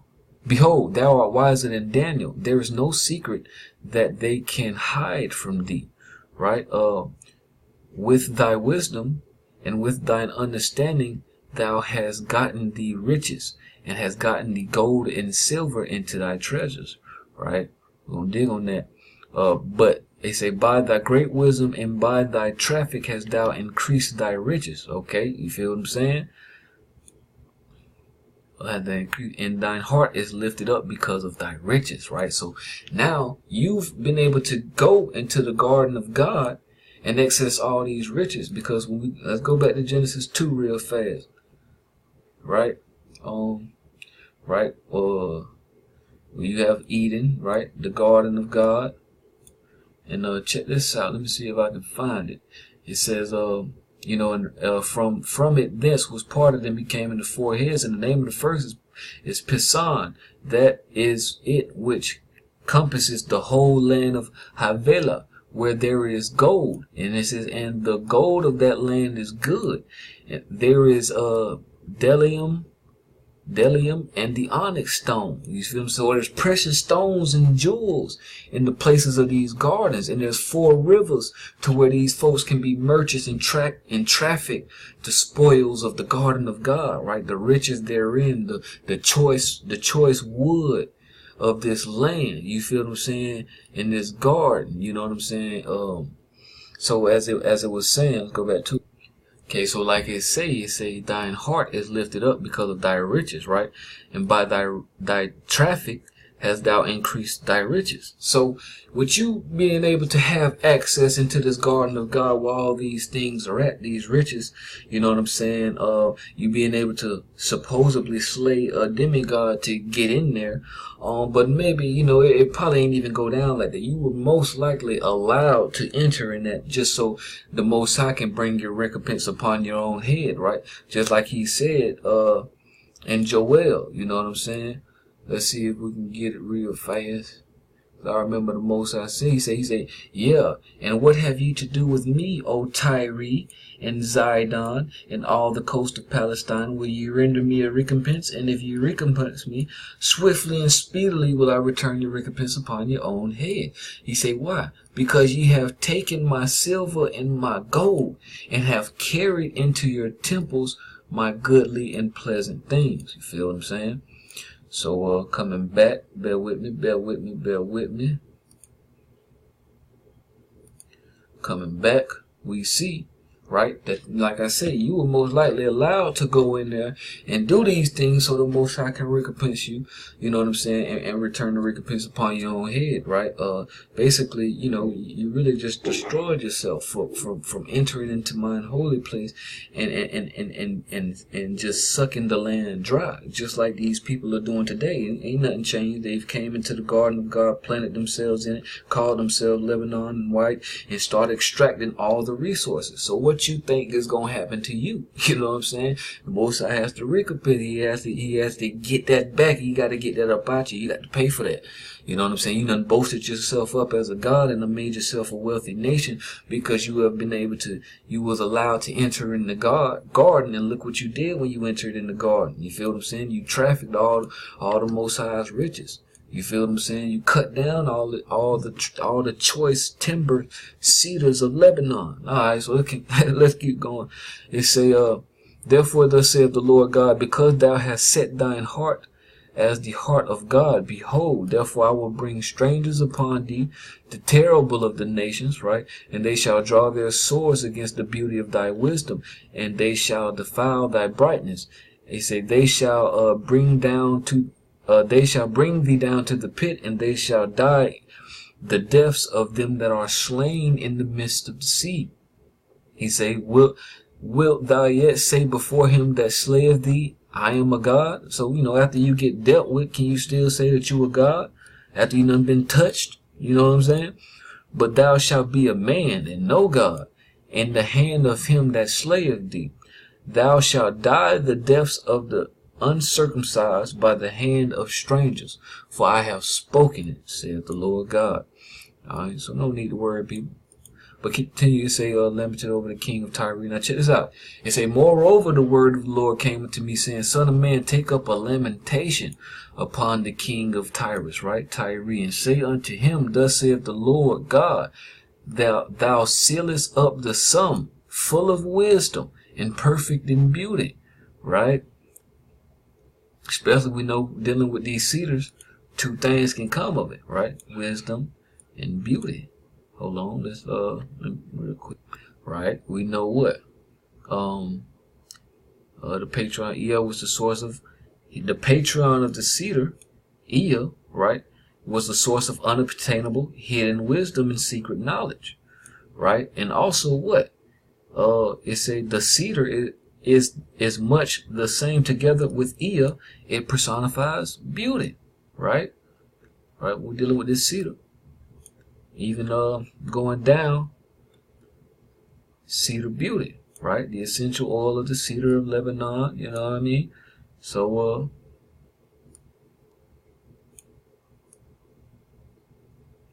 catch that. Okay. So it says, now check this out, this is where it gets good. It says, thou hast been in Eden, the garden of God, right? See what I'm saying? We on the right trail. We on the right track. It says, thou hast been in Edom, the garden of God. Every precious stone was thy covering, right? The sardius, topaz, and the diamond, the beryl, the onyx, and the jasper, the sapphire, the emerald, and the carbuncle, and the gold. The workman of thy tabrets and of thy pipes was prepared in the day that I was. And in the day that thou was created. Now check that out, right? The workman of thy tabrets and of thy pipes was prepared in the day that thou was created. Okay? So like he say, remember we were talking about Eden is also associated with Lebanon, right? Right, in the garden of God. So we see these Tyrians, these Babylonians, Assyrians, right? Like he said, y'all have been in Eden. And y'all have sucked it dry with all the precious stones that was in it, right?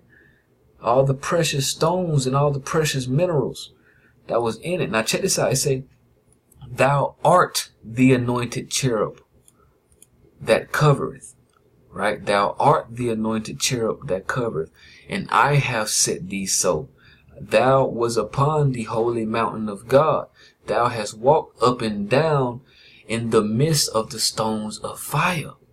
Now check that out. Now we know the cherubim is posted up, right, in the garden with the flame with the flaming sword.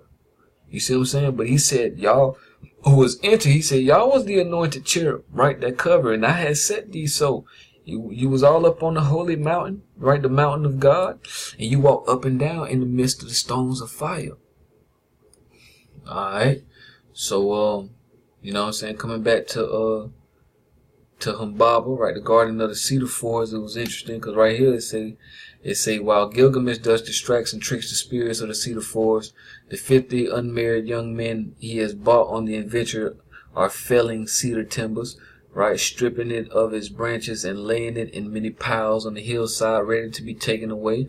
Thus, the adventure reveals the context of a timber raid bringing cedar wood to timberless Mesopotamia. Alright, so he say as his death approaches and Gilgamesh is oppressed with his own mortality. Think about that. Now he's oppressed with his own mortality. The gods remind him of his great feats, having fetched cedar, the unique tree from his mountains, having killed Humbaba in the forest. So remember when we was in the beginning, what it was saying. He was saying what? He said, thus saith the Lord God. He said, because thine heart is lifted up, thou hast said, I am a God, and I sit in the seat of God, and in the midst of the seas, but yet thou art a man and not God, and thou hast set thy heart as the heart of God, right? So, once these serpents, right, these fallen ones whispered in his ear and told him, like, you're a great king. You was able to enter the garden and take down the cedars of God. And he was like, you know what I'm saying? So he probably boasted himself up and was feeling good about himself, you know what I'm saying? Right? Because we know, you know what I'm saying, the traffic has that increased thy riches, and thine heart is lifted up because of the riches. Just like they were saying what in the Cedar Forest. He was the gods reminding him of his great feat, having fetched the cedar unique tree from his mountain, and having killed the demigod of the cherubim in the forest. You know what I'm saying? Okay, gotta touch on this part again. So like he say, right, king of Tyrus, he say thou hast been in Eden. Okay, the garden of God, right? And every precious stone was thy covering. You know what I'm saying?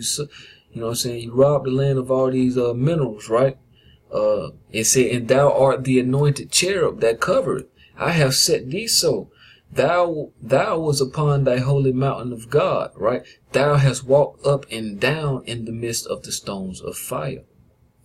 Okay, so very interesting enough, we know that cherub, right? Cherubs hold cherubs, right? The cherubs is the sword. It's the flaming sword. It's called a cherub, almost the same as a cherub.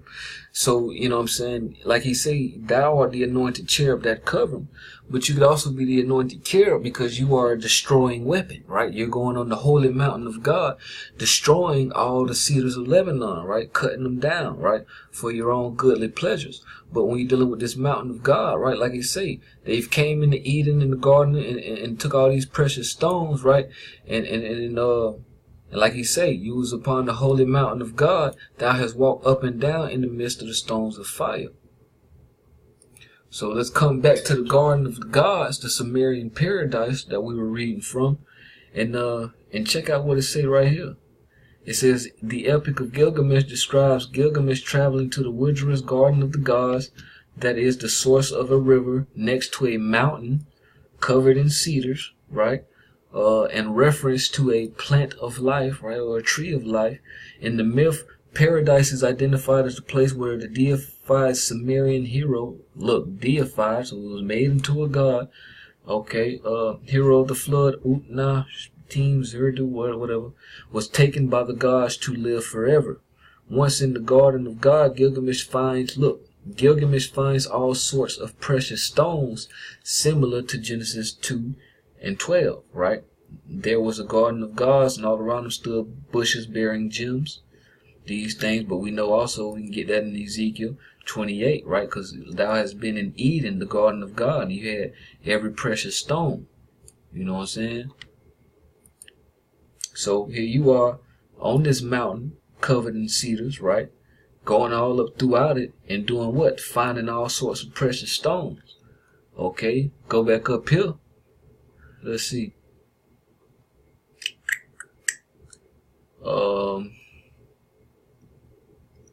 Let me see.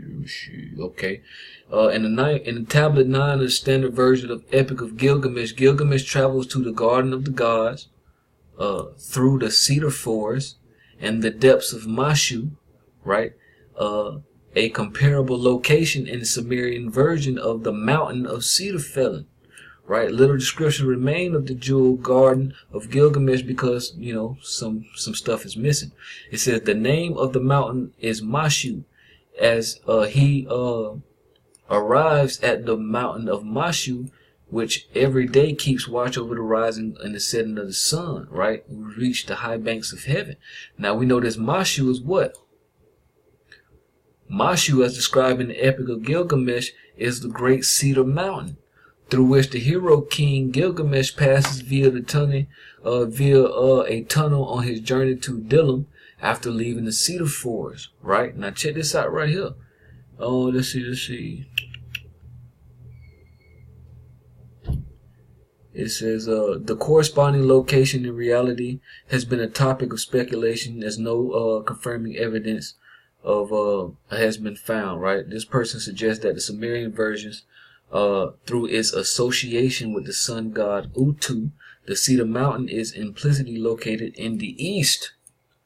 Okay, Gilgamesh's destination is removed from the east and explicitly located in the northwest, in or near Lebanon, right? So like it says, he travels through to the Cedar Mountain because it is associated with the sun god Utu, which is the chief god, right? So like it was saying, you know what I'm saying, he's going to the mountain of Mashu, right? And they call it the Mountain of Cedar, felling and he's felling down all the timber, right? So the mountain of Mashu, right? The mountain which is Mashu, literally is the Cedar Mountain, which is the mountain of the sun god or his god, right? But we know, you know what I'm saying, that's hijacked. You know what I'm saying? So going back to the scripture, you know what I'm saying, say thou art the anointed cherub that covered, and I have set thee so thou was upon the holy mountain of God, right? Thou hast walked up and down in the midst of the stones of fire. You know what I'm saying? So just think about it, you know what I'm saying? Because we're dealing with the Cedar Mountain that's in the garden, right? The cedars of God are on the mountain, and the cedars are holy and sacred trees. And we notice it's the holy mountain of God. It says, thou was perfect in thy ways from the day thou was created, till iniquity was found in thee, right? Till you start sinning. By the multitude of thy merchandise, they have filled the midst of thee with violence, and thou hast sinned. Therefore I will cast thee as profane out of the mountain of God. Bam. And I will destroy thee, O covering cherub, from the midst of the stones of fire. It says, thine heart was lifted up because of thy beauty. Thou hast corrupted thy wisdom by reason of thy brightness. I will cast thee to the ground. I will lay thee before kings, right? That may behold thee, right? Thou hast defiled the sanctuary. He said, thou hast defiled thy sanctuaries by the multitude of thine iniquities, by the iniquity of thy traffic. Therefore I will bring forth a fire from the midst of thee. It shall devour thee, and I will bring thee to ashes upon the earth in the sight of all of them that behold thee, right? And the people, and they shall know thee among the people. Well, and they that know thee among the people shall be astonished at thee. Thou shalt be a terror, and never shalt thou be any more, right? Alright, so just think about that. Like I say, you was probably allowed to come into the garden of the God as a test. You see what I'm saying? Because we're dealing with the first ancient civilization, right? The first civilization after the flood, right? So God allowed this civilization to be established, right? And this is the same civilization that our father Abraham came out of. So you understand that God had his eye on this particular people because it was the first civilization, right? Then when the kings, right, being able to enter in the garden and sucking it dry and boasting themselves up in the face of God because of their riches and beauty, you know what I'm saying? Which, like he say, let me see if I can go back and get it. He say, thou was perfect in thy ways from the day thou was created till iniquity was found in thee, right? So until you know what I'm saying, till you started getting these riches, right? And then you started boasting yourselves up and started sinning. Now God got to cut you down, right? Now God got to hew you down. You see what I'm saying? And so as you became a wicked nation, right, he had to develop that one son that kept the true righteous way and bring him out of that ancient civilization, and that was Abraham, our father. All right, so you know what I'm saying, just wanted to build on that so we can see the presence of these intruders into the garden of God. Now remember, now think of Revelations, right, when it talks about matter of fact, let's go and get it. Alright, so remember in Revelations 8 we got the fall of Babylon, right? It says, and after these things I saw another angel come down from heaven having great power, and the earth was lighted in his glory. And he cried mightily with a strong voice, saying, Babylon, right? Same nation we dealing with, the great, Babylon was great. Now this is the offspring, you know what I'm saying? The modern day Babylon, mystery Babylon, Babylon the great is fallen, right?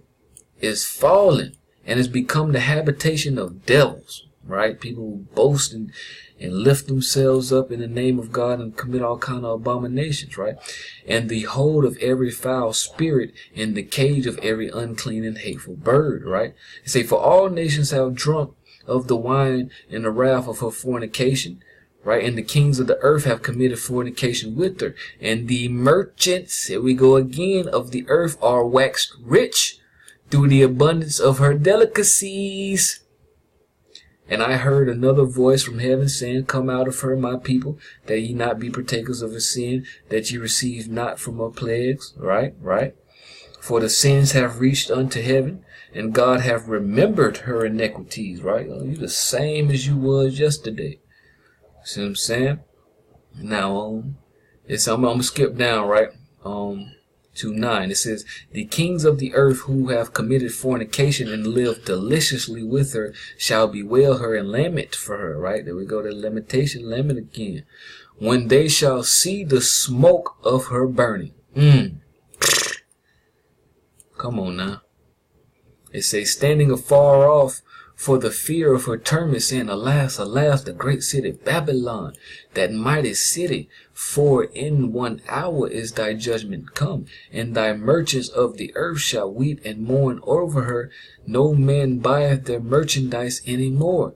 The merchandise of gold, silver, and precious stones, and of pearls, fine linen, purple silk, scarlet, and all fine wood, and all manner of vessels of ivory, and all manner of vessels of precious wood, and of brass, and of marble, and of cinnamon, and odors, and ointments, and frankincense, and wine, and oil, and fine flour, and wheat, and breast, and sheep, and horses, and chariots, and slaves, and souls of men, right? And the fruit that thy soul lusteth after departeth thee, and thy things which were dainty and goodly depart from thee, and thou shalt find them no more at all, right? The merchants of these things which were made rich by her shall stand afar off for the fear of her, tormented and weeping and wailing. Alright, and saying, alas, alas, that great city which was clothed in fine linen, purple and scarlet, and decked with gold and precious stones and pearls. Excuse me. For in 1 hour so great riches is come to naught, right? Come to nothing. And every shipmaster, right? And all of the company in ships and sailors, and as many as trade by the sea, stood afar off and cried when they saw the smoke of her burning, this wrath of God, the judgment, right? The sword of that flaming sword of the cherubim, right? Saying, what city is like unto this great city? You see what I'm saying? So, now, what is this talking about? We know what this is talking about. We know what mystery Babylon is, Babylon the Great. We know this is dealing with modern day America. So we know when we building on what, it's not too out the way, because we see the same thing that Babylon the Great is dealing with. You see what I'm saying? The same trafficking, the same merchandise, right? That she is gonna get judged for is the same thing that she was doing way back in the day, in the garden, right? In Lebanon, in the place of whiteness. Okay, so just wanted to put that in perspective. You know what I'm saying, for the people. All right. So you know, while I'm touching on this flaming sword, man, it was so crazy because I kind of had a little bit of encouragement to continue to make this video. and it was so crazy because when I first started digging, you know what I'm saying, just digging with this perspective, just based on some stuff that kind of dropped on me, you know, I started to dig on the flaming sword of Eden. So, you know, I was in the city when I was doing that digging, and I came to the country, you know, to grandma's house, see how everything was going. So when I pulled up to the country, I went to my cousin's house, right? And so when I got to my cousin's house, I seen this drawing on the on his garage floor, right? You know what I'm saying, on the floor of the garage, bro. You wouldn't believe what I seen. And I'm finna show you a picture of it. So the day before, apparently, my cousin drew this flaming sword on the ground. And I walked upon it. I'm like, bro, who the heck drew this? You know what I'm saying? Like, it just really blew my mind, because when I was on the way down there, I was watching a video on the flaming sword of the cherubim. I put it in the aux. I plugged the aux cord up, and I let the video play as I was riding to the country. So when I get to the country and I get to my cousin's house, on the floor of the garage, he done drew a picture of the flaming sword. My mind was blown. And as you can see, he even had the little menorah pipes coming out the sword. And now he said he didn't know why he was drawing this. He was about to stop, but it's something just told he didn't want to stop till he finished it. And he said that he actually got this sword off the game Zelda, right? I think it was, I guess, Link sword or something like that. But you know, cause he really ain't too much know about, you know, the flaming sword or the cherubim or none of that, man. It was just the spirit of the Most High working through us, you know what I'm saying, having us working and having him to do that to provide the confirmation, man, for me to continue in this study. You know what I'm saying? I thought that was just so powerful, man. It blew my mind. So I gave all thanks and praise to the Most High for it. You know what I'm saying? Because, man, you know, you can't make this stuff up, man, and it's just the validations and the confirmation that we get as we continue on the journey, you know what I'm saying, just to keep moving, just to keep steadfast and moving forward and having faith in the Most High. Okay, fam, so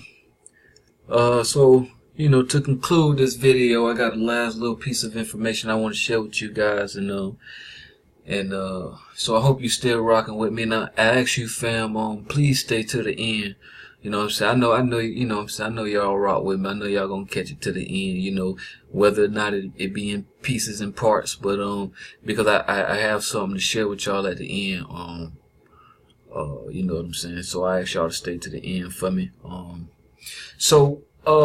Now I want to build on this movie, The Chronicles of Narnia. Well, these book series rather, right? The Chronicles of Narnia by the late and great, C.S. Lewis, who was, he was a very spiritually profound author, you know what I'm saying? He had a lot of quotes that had a lot of you know, spiritual significance and awareness, you know what I'm saying? So with these movies, man, I always used to like the Chronicles of Narnia, as you know, when I was younger. You know what I'm saying? Aslan, man, was like one of my favorite characters. You know what I'm saying? Still is one of my favorite characters, man. If you watch these movies, you know, in that movie, that was such a powerful character. You know what I'm saying? And I remember hearing that the dream, right? He wasn't gonna put him in there until he had a dream, and he saw him as a lion. So, you know, so by divine inspiration, he was able to do that, and that works out perfectly for us. And we're gonna see why. So, you know, dealing with this this Narnia movie, in particular, The Lion, the Witch, and the Wardrobe, it was very interesting, man, some of the things I found, because when I was digging in the scriptures, right, and I was reading, hold on, let me go back to it. Let me see, I think it's in the book. Oh, I'm tripping. In Ezekiel, right, when we was in 28. Okay, and let me see. Let me find it. Right, in 28 and 13, when thou hast been in Eden, the garden of God, and every precious stone was thy covering, right? But this part, right, the workmanship of thy tabrets and of thy pipes was prepared in the day that thou was created. Now, this pipes, you know, it made me think about the Chronicles of Narnia, man, when Mr. Tumnus, when he played the pipe, the little flute thing, and seduce Lucy, you know what I'm saying? But I'm not even sure if that had anything to do with it, man. It might have just been by divine inspiration for me to, you know what I'm saying, to look into the actual storyline of Narnia, because I found some powerful things, you know what I'm saying? Because right here, like, we're dealing with Tyree, we're dealing with the Babylonians, the Assyrians, right? These early cultures who went into the Garden of God, right? And and when I was thinking of that that scene with the pipes, you know what I'm saying? And it was like a very ancient setting, a very Sumerian, Babylonian type of setting, you know what I'm saying? So it made me think of Narnia, man. And that's what led me to some crazy things just digging into the information. So as we know, this movie, the first one is called The Lion, the Witch, and the Wardrobe, right? So what I want to do, man, is I just want to dig into Narnia, right, into the storyline. We're going to try to touch on it briefly because the video is already 2 hours long. So and you'll be very interested to see what I have found. Okay, so you know what I'm saying, like I said, it made me really inquire, like, what's up with Narnia, you know what I'm saying? Because I remember when they went through that wardrobe, it was in the forest, you know what I'm saying? And I remember seeing cedars now, I remember seeing pines, you know what I'm saying? That's how I was thinking, so I'm like, I don't know, like, what's up with it? So I want to do some digging, and so let's read. The world of Narnia, or the Narnian world, was a world that existed outside of our own world, yet it was accessible from anywhere from Earth at any unexpected time. Okay, now hold on. Before we go into any deeper, now understand, right? Remember when they came to the Americas, what they called it, the New World, right? So understand, a world can be a civilization, right? Because, like, if we were in America and you go to, like, you know what I'm saying, let's say, I don't know, somewhere in Africa or Asia, you know, to a different land, man, and they have a different form of civilization, it's almost like you're stepping into a different world, you know what I'm saying? So, you know, just personify that and the understanding of world in that concept, right, as we read. So it says, yet accessible anywhere from Earth at any time, at any unexpected time, except for a guaranteed access from the wood between the worlds. So that was I'm like, wood between the worlds? What? You know what I'm saying? So it said the world's namesake is the major country of Narnia within it, but it also contained other nations and lands, including Archenland, Calerman, and the conglomeration of nations, Ettinsmore, the Great Desert, okay, unnamed tundra, the unknown land, the southern waste, Telmar, the western wild, the wildlands of the north, and the witch country. Alright, so the skies of the Narnian world, there were magical sentient beings called stars that brightened the night sky of the dome. The Narnian world also contained the sun at day and the moon at night. Below the world's surface, there were also habitable nations, such as sustained populations, such as the Underland, Shallowland, and Bissum, at the world's base. Okay, so let's see. Okay, then you also got beyond the edge of the world in all directions, including altitude, was Aslan's country, that ringed around the whole world of Narnia, and indeed also above its skies. Alright, the abode of the king, right? So the mystical world of Narnia was a dish-shaped world, unlike Earth, which is spherical. So they say, with the sky like a great dome that met the world around its circumference, on which the other side, and indeed all around the world's edges, was the mysterious land called Aslan's country. Okay, the guardian and creator of the Narnian world, with the help of a few people, was the great lion Aslan himself, who sent people, mostly children from our own Earth, on missions to save Narnian society from destruction. Alright,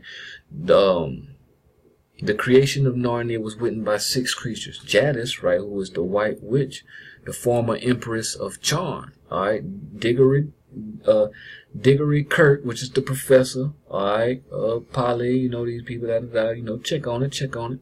Let's see if there's anything in here we want. Now check this out. Aslan's next anointed its first rulers, who were the calf driver and his wife, who he had called to Narnia, King Frank I and his wife Helen, right? And commanded them to rule peacefully over the talking beasts, okay? Aware that the evil witch Jadis had entered his new land. Now pay attention. Aslan sent Diggory on a mission to retrieve a magic apple from a garden located in the western wild beyond Narnia. When he returned, the apple was planted by the river, where it immediately grew into a tree that, as Aslan explained, would protect Narnia from Jadis for centuries. Alright, now Aslan allowed Diggory to take one of the apples from the new tree back with him to our world for his ill mother. As she had eaten it, she recovered from her illness. Right? As he planted the core in his garden, where it grew into a great apple tree, many years later, the tree was blown down in a storm, and now Professor Kirk had his wood made into a wardrobe.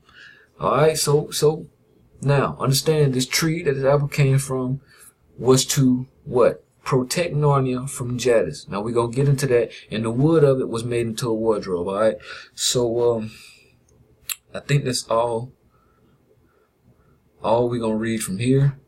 Let's go into let's read this quote. Of course you'll get back to Narnia again someday, but don't go trying to use the same route twice. Indeed, don't try to get back there at all. It'll happen when you're not looking for it. Okay. But so let's check out this wood between the worlds, right?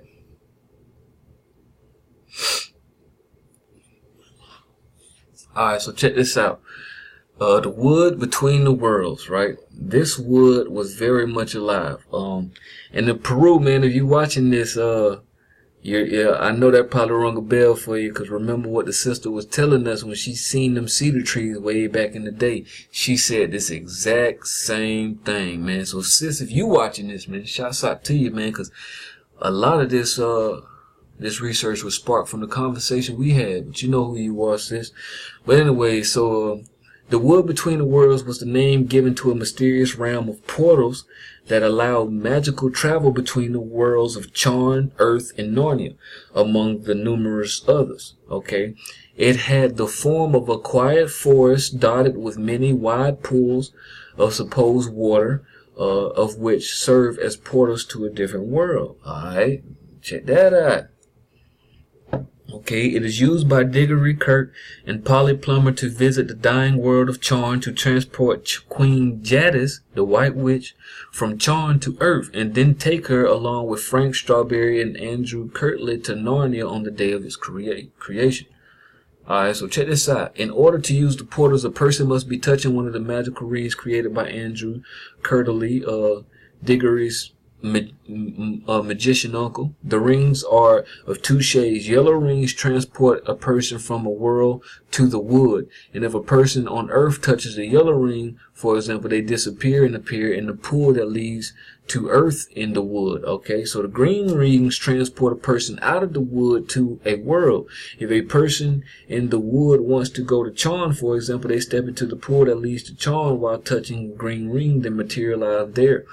What determines the location in the world where the traveler appears is not clear. Alright, so contact with the ring must be made by skin. Another feature of the rings is that effect works like electricity. By chain of contact, you don't have to be touching a ring to be transported, merely touching someone who is in contact with one. The rings themselves were created from a magic dust, originally in the possession of Uncle Andrew's grandmother. This powder had come via the lost island of Atlantis from the wood itself. The wood, the dust of the wood made these rings to cause transportation. Now that's between worlds. That's very, that's crazy. Thus, originally the dust must have been used in traveling between the worlds, and is implied that in the past travel of our world to others such as charm may have been more common. The explanation of how the Lion, the Witch, and the Wardrobe in the Lion, the Witch, and the Wardrobe, Jadis is described by the Beavers as descendants from Adam's first wife Lilith from Earth, while also being the last royal house of charm. Okay, so check this out. Let me see.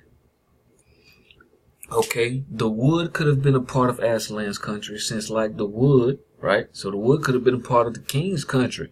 Alright, since like the wood, it contained all the worlds. However, since the wood was not a world itself, it probably didn't become a part of Aslan's country.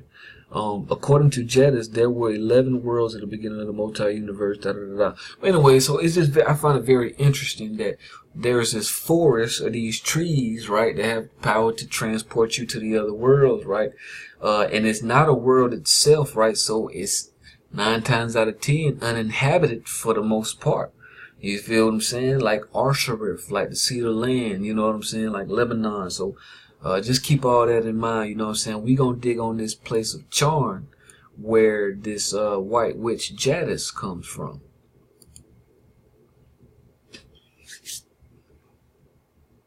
Okay, the sky, right? Here's a verse from chapter 4.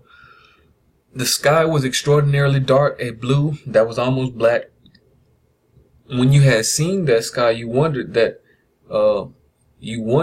there should be any light at all. Okay, so the word of Charn is a general name given for the world separate from Earth and Narnia, whose actual name remains unknown. The name Charn comes from the world's capital city. Alright, so go ahead and start relating, because 9 times out of 10 you're probably right. It says it was once a world accessible from the woods between the worlds.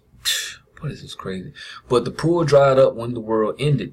Okay, it is important both as the birth world of Queen Jadis, the last ruler of the Empire of Chan, and later the White Witch of Narnia. Okay, and as the subject of cautionary history concerning the eventual ends of unrestrained corruption. Like I said, go ahead and start relating because you're probably right. Okay.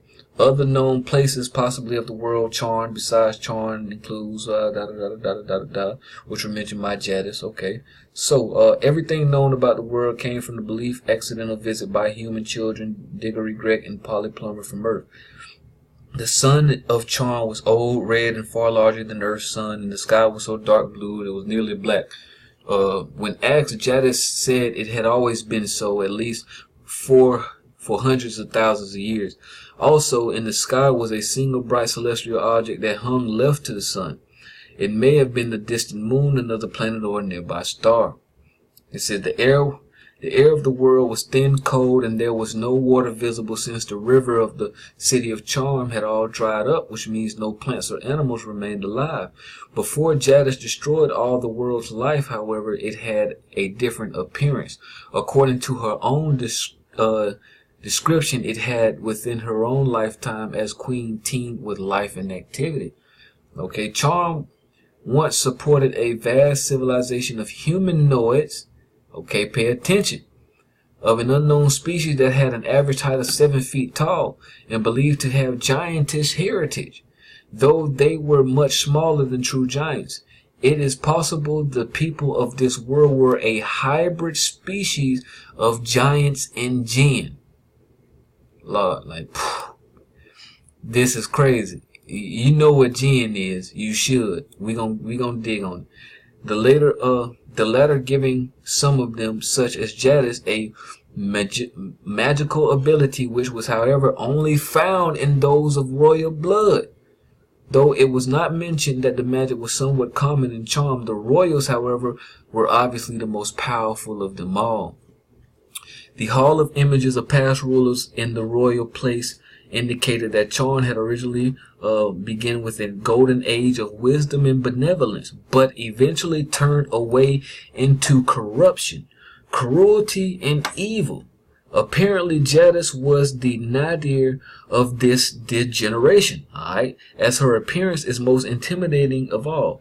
Aslan calls Charmed accursed and a strong and cruel empire. Okay. So if Babylon is not going off, Samaria is not going off in your head, it needs to be. I'm gonna just go ahead and say it. You know what I'm saying? So it says the ruined capital city of Charm, which the children landed in, stretched to the horizon as far as that's Babel. That's Babylon, right? We know that, right? Stretching across as far as I can see. You know what I'm saying? The whole world of Charm, at least, is upon this or is a part of this this empire. So the explanation is that all life on the planet was destroyed in a single potent act of evil magic, the utterance of a deplorable word by Jadis. It is unknown how long ago this occurred before Diggory and Polly visit, but long enough for stone palaces to fall down, stone statues to erode away. Perhaps this was long enough for the great river of Charn to dry up, or perhaps this was an ecological consequence of the destruction of life. By the time of their visit, the planet was dead and sterile, in which the only living thing was Jadis herself. That's crazy. She had placed herself in a magic suspended animation in the palace, awaiting to be rescued by chance visitors from other world. Jadis placed herself at a long table among figures seated in the royal chambers called the Hall of Images, right? So during the accidental visit, De Gregory succumbed to curious or magic and rang the magic bell that woke Jadis. She was then able to leave Charm with him and Polly. Okay. Sometime after the children and Jadis had left, we don't know how long because of the time differences between the worlds. The world was destroyed as if it would never been. The natural end for a lifeless world with a dying sun and a consequent of evil that Charmed civilization had done. Right, man, come on. In the wood between the world, Aslan showed Diggory and Polly a crater grass thicket that once held the pool where the magic portal Charm had been. He told them Charm's fate and warned that a similar fate could befall Earth if tyrants who care no more for joy and justice and mercy than the Empress Jadis acquired power similar to that of a deplorable world. Let the race of Adam and Eve take warning. Come on, man. Alright, so we're going to dig on Jadis real quick. Alright, so Jadis, however you... I was the queen, they were my people. What else were they there for but to do my will? Jadis on the people of Charn, chapter 5. Yeah, sound like some weird. So, alright, so Queen Jadis. Queen Jadis was the sole living residence and the self-declared final queen of the world of Charm. Hold on. Excuse me. Okay, right. She was an extremely powerful sorceress and was once the most infamous ruler of Narnia. Originally from the world of Charm, she was accidentally brought to the world of Narnia, although she was banished to the north by the great lion Aslan.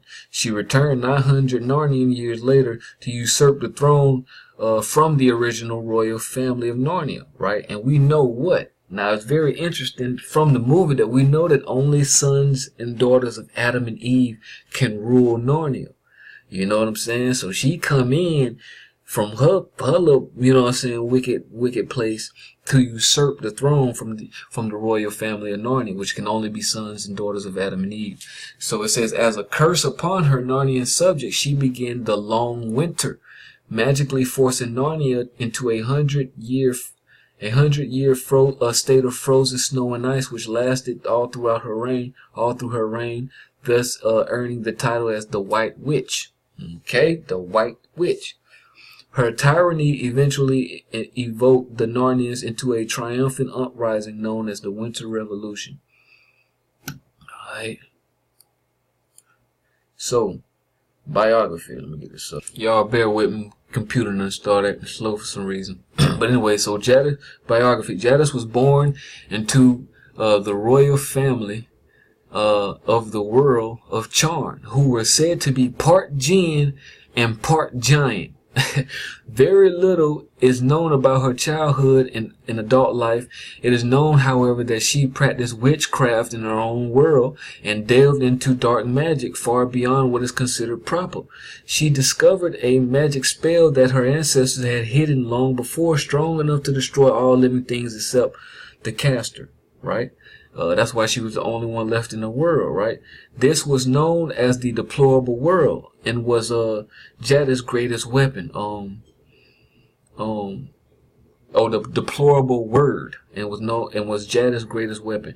As a member of the royal family, she began engaged in global political struggles with her own sister and fought to become queen of the worldwide empire. At the beginning of the world, there was a clear agreement made between the two that prohibited the use of magic. Though according to Jadis herself, her sister broke the promise. The final battle of the conflict lasted 3 days, during which Jadis' forces were slaughtered completely by those of her sister until Jadis stood alone within her palace. Her sister climbed the palace towards her. Jadis, rather than surrender, subtly spoke the deplorable word. Charn instantly became a desolate world where all living organisms perished instantly by default. Jadis became queen. With no living creatures left to rule over, Jadis placed a spell upon herself that would preserve her sitting statuesquely beside the images of her ancestors in her palace halls of image. Alright, so just real quick, touch on the halls of image in these jinn. Alright, for a second there, they thought the room was full of people, hundreds of people all seated and perfectly still. Okay, the halls of images was a section of an imperial palace of Charm with life-size images of the monarchs of Charm. Before she spoke the deplorable word that destroyed all living things in the world, Empress Jadis had placed spells on the hall that so it would be protected from damage, and she would be able to hibernate there as a living statue when someone came and awoke her. Alright, so the description. The room, what did it say?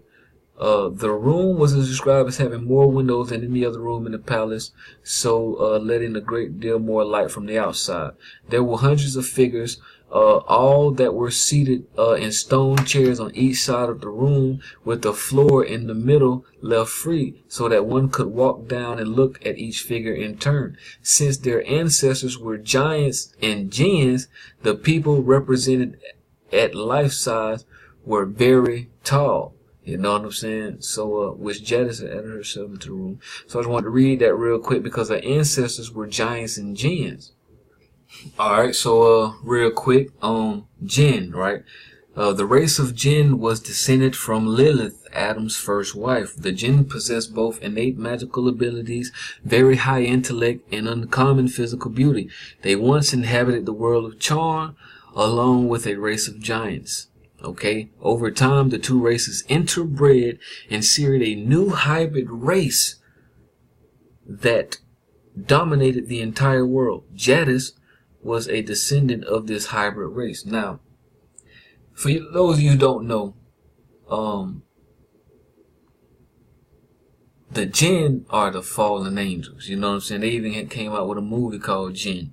And these are basically fallen angels. You know what I'm saying? Now, these fallen angels mixed with the race of giants and interbreed a new hybrid race, right? And it's crazy because the White Witch is a descendant of this hybrid race.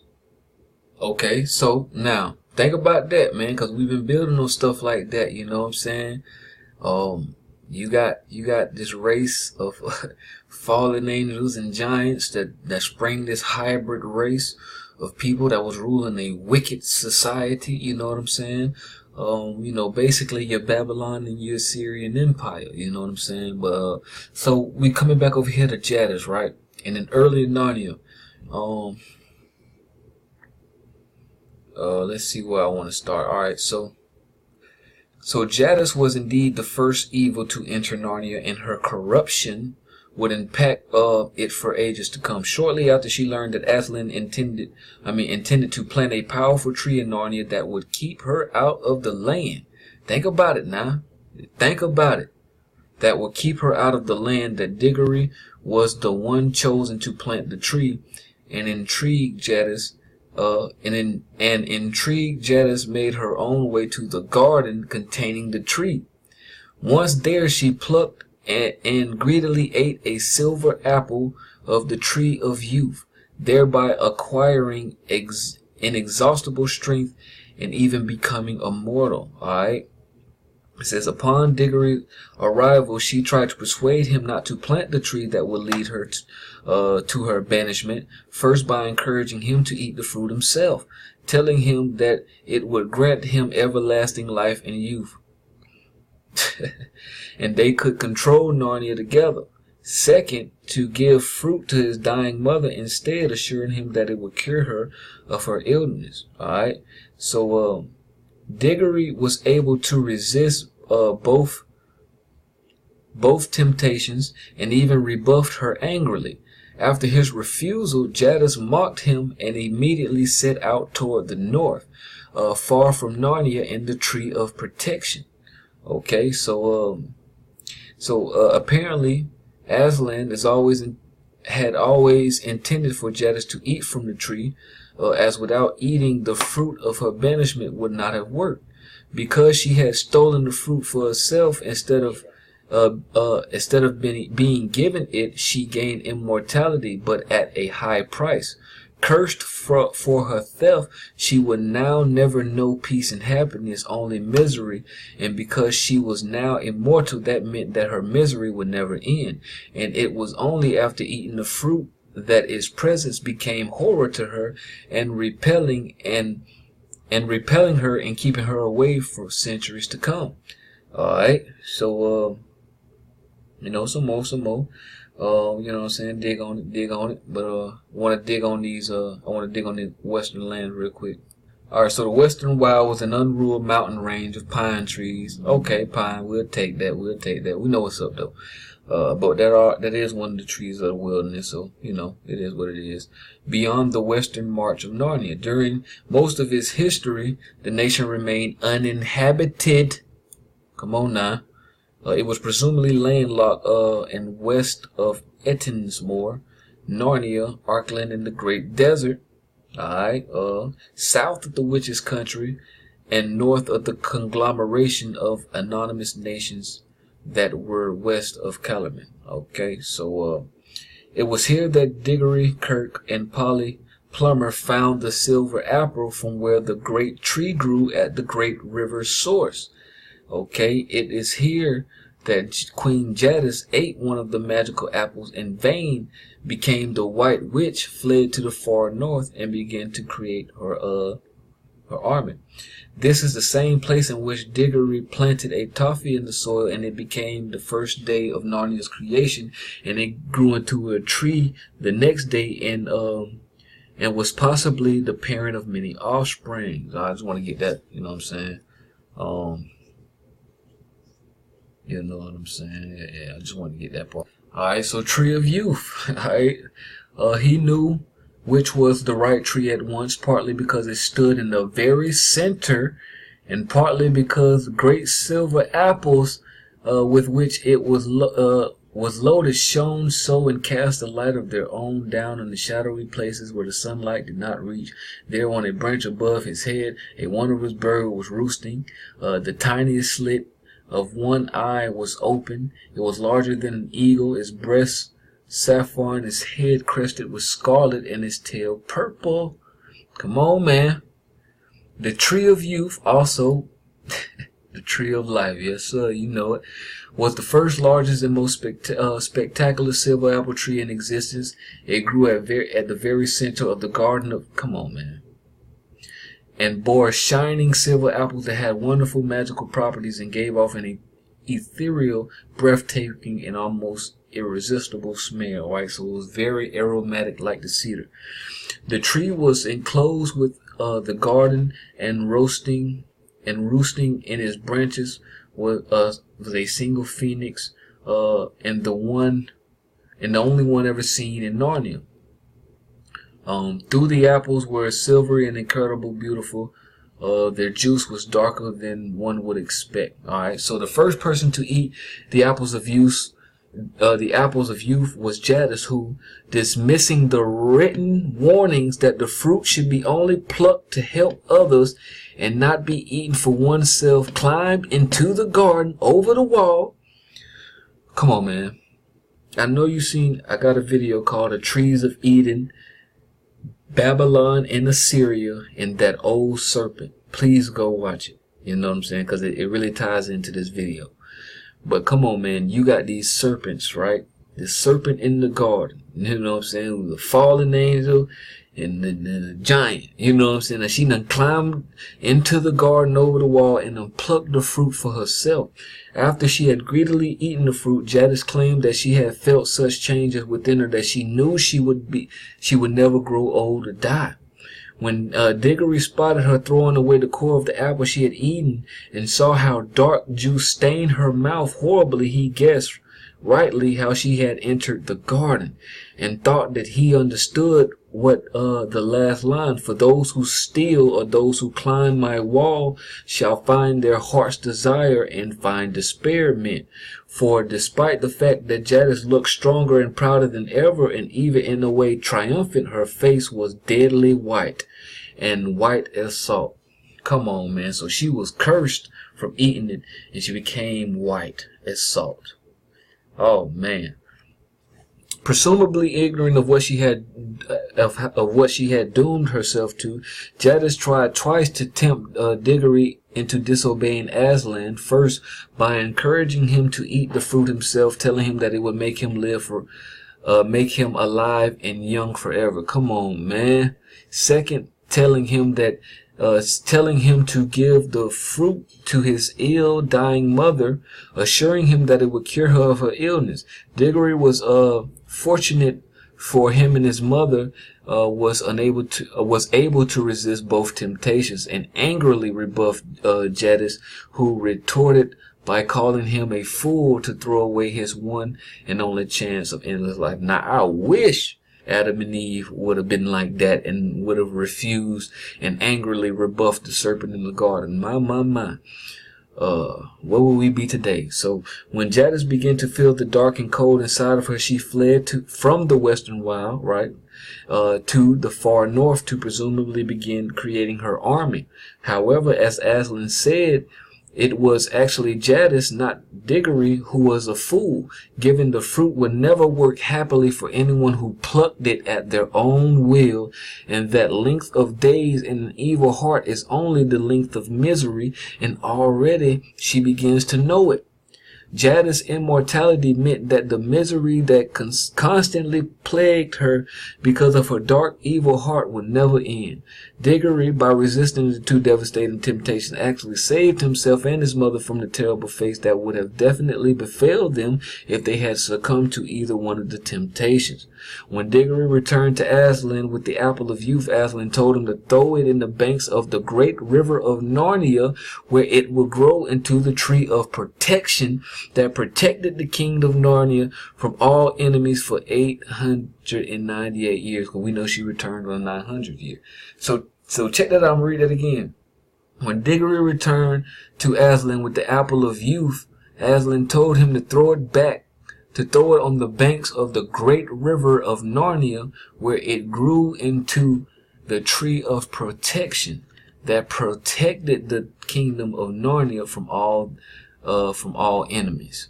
All right, so it says the tree of protection. It must have grown up silently yet swiftly, as a flag raises when you pull it on a flagstaff. While they were all busy about the coronation, its spreading branches seemed to cast a light rather than a shade, and silver apples peeped out like the stars under every leaf. But it was the smell of which came from it, and even more than the sight, that made everyone draw in their breath. Think about that. For a moment, one could hardly think about anything else. The tree of protection was a beautiful magical tree that bore silver apples. It was planted in the lantern waste by Diggory Kirk, during the early days of the creation of Narnia. And it was the direct offspring of the tree of youth, right? The tree of life. Think about that now. Alright, excuse me. Okay, but after Jadis, the White Witch, fled north, Aslan bade Diggory to collect one of the silver apples from the tree of youth and plant it in the riverbank where the ground was softest at the time, so that it could grow into a great tree to protect Narnia from Jadis and her evil. The tree itself did not have the power to repel Jadis, but rather she despised its fruit to such an extent after having wrongfully eaten the same fruit of the tree of youth that she could not be within 100 miles of that tree or any other related one. Aslan himself described the smell of the fruit as joy and life and health. Come on, man, you know what this is talking about. To all good Narnians, but death and horror and despair to Jadis. The tree did as it was meant to by protecting Narnia up to 900 years, keeping Jadis out during all that time. Unfortunately, the tree was eventually destroyed by some unknown cause. No mention is made of how it was destroyed, as some say it simply fell down during a great storm, while others believe Jadis herself somehow was able to dispose of it. After the death of this tree, there were no more silver apples, and without them, Jadis was able to finally return to conquer Narnia and oppose the lone winner. Alright. Okay, let's see. Okay, so we really don't even need to read no more, man. We know what's going on here, right? We know what this aromatic tree is. This is our aromatic cedar, right? And we know, hold on. Let's see if we can get it. Alright, remember this article right here about, about the eastern white cedar and other cedars, right? It's called the Arbor Vitae, the tree of life, you know what I'm saying? Let's see. Right, etymology of thuja, right? Thuja, meaning to sacrifice. See what I'm saying? A burnt offering. You see what I'm saying? Right, given the nature use of cedar as smudge for protection and clearing. Alright. You know what I'm saying? Come down here. Remember this? Deities that reside in the cedar protecting the people. Right? You know what I'm saying? So, understand, man, this cedar is a tree of protection. You know what I'm saying? But, I mean, we already know that. You know what I'm saying? We already know that because that's what we were digging on the whole time. Remember the cedar, right? When they go into the wilderness, the place where the cedar is at, it would hide them, what? From the serpent in Revelations 12, right? You know what I'm saying? The woman was given 2 great wings of an eagle that she would fly into the wilderness where she had a place prepared of God that would hide her from the serpent. You see what I'm saying? So it's no coincidence that this tree of protection that sprang from the tree of life in this garden of youth, which is the Garden of Eden, protects the land of Narnia from these hybrids, these descendant of the fallen ones. You see what I'm saying? And how the fruit of this tree is their very demise. Like it is to this very day. The riches of the land where the tree is at is the root to these people's demise. That's why you gotta give thanks to the Most High for the cedar tree.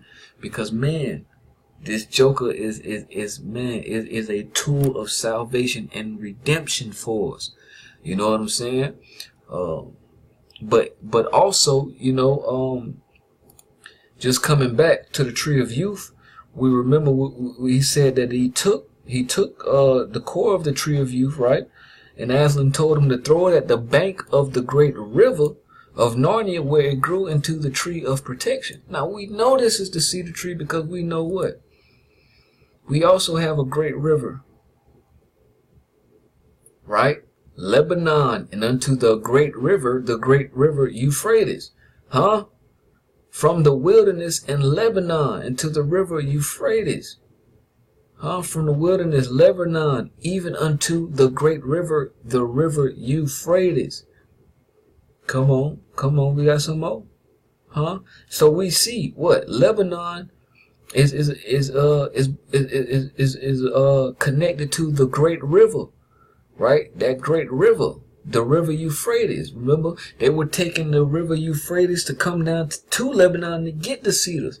And we know Lebanon is what? He spoke of the trees from the cedar tree that is in Lebanon, right? The cedars of Lebanon, right? Hume cedar trees out of Lebanon. So we know this place by the great river.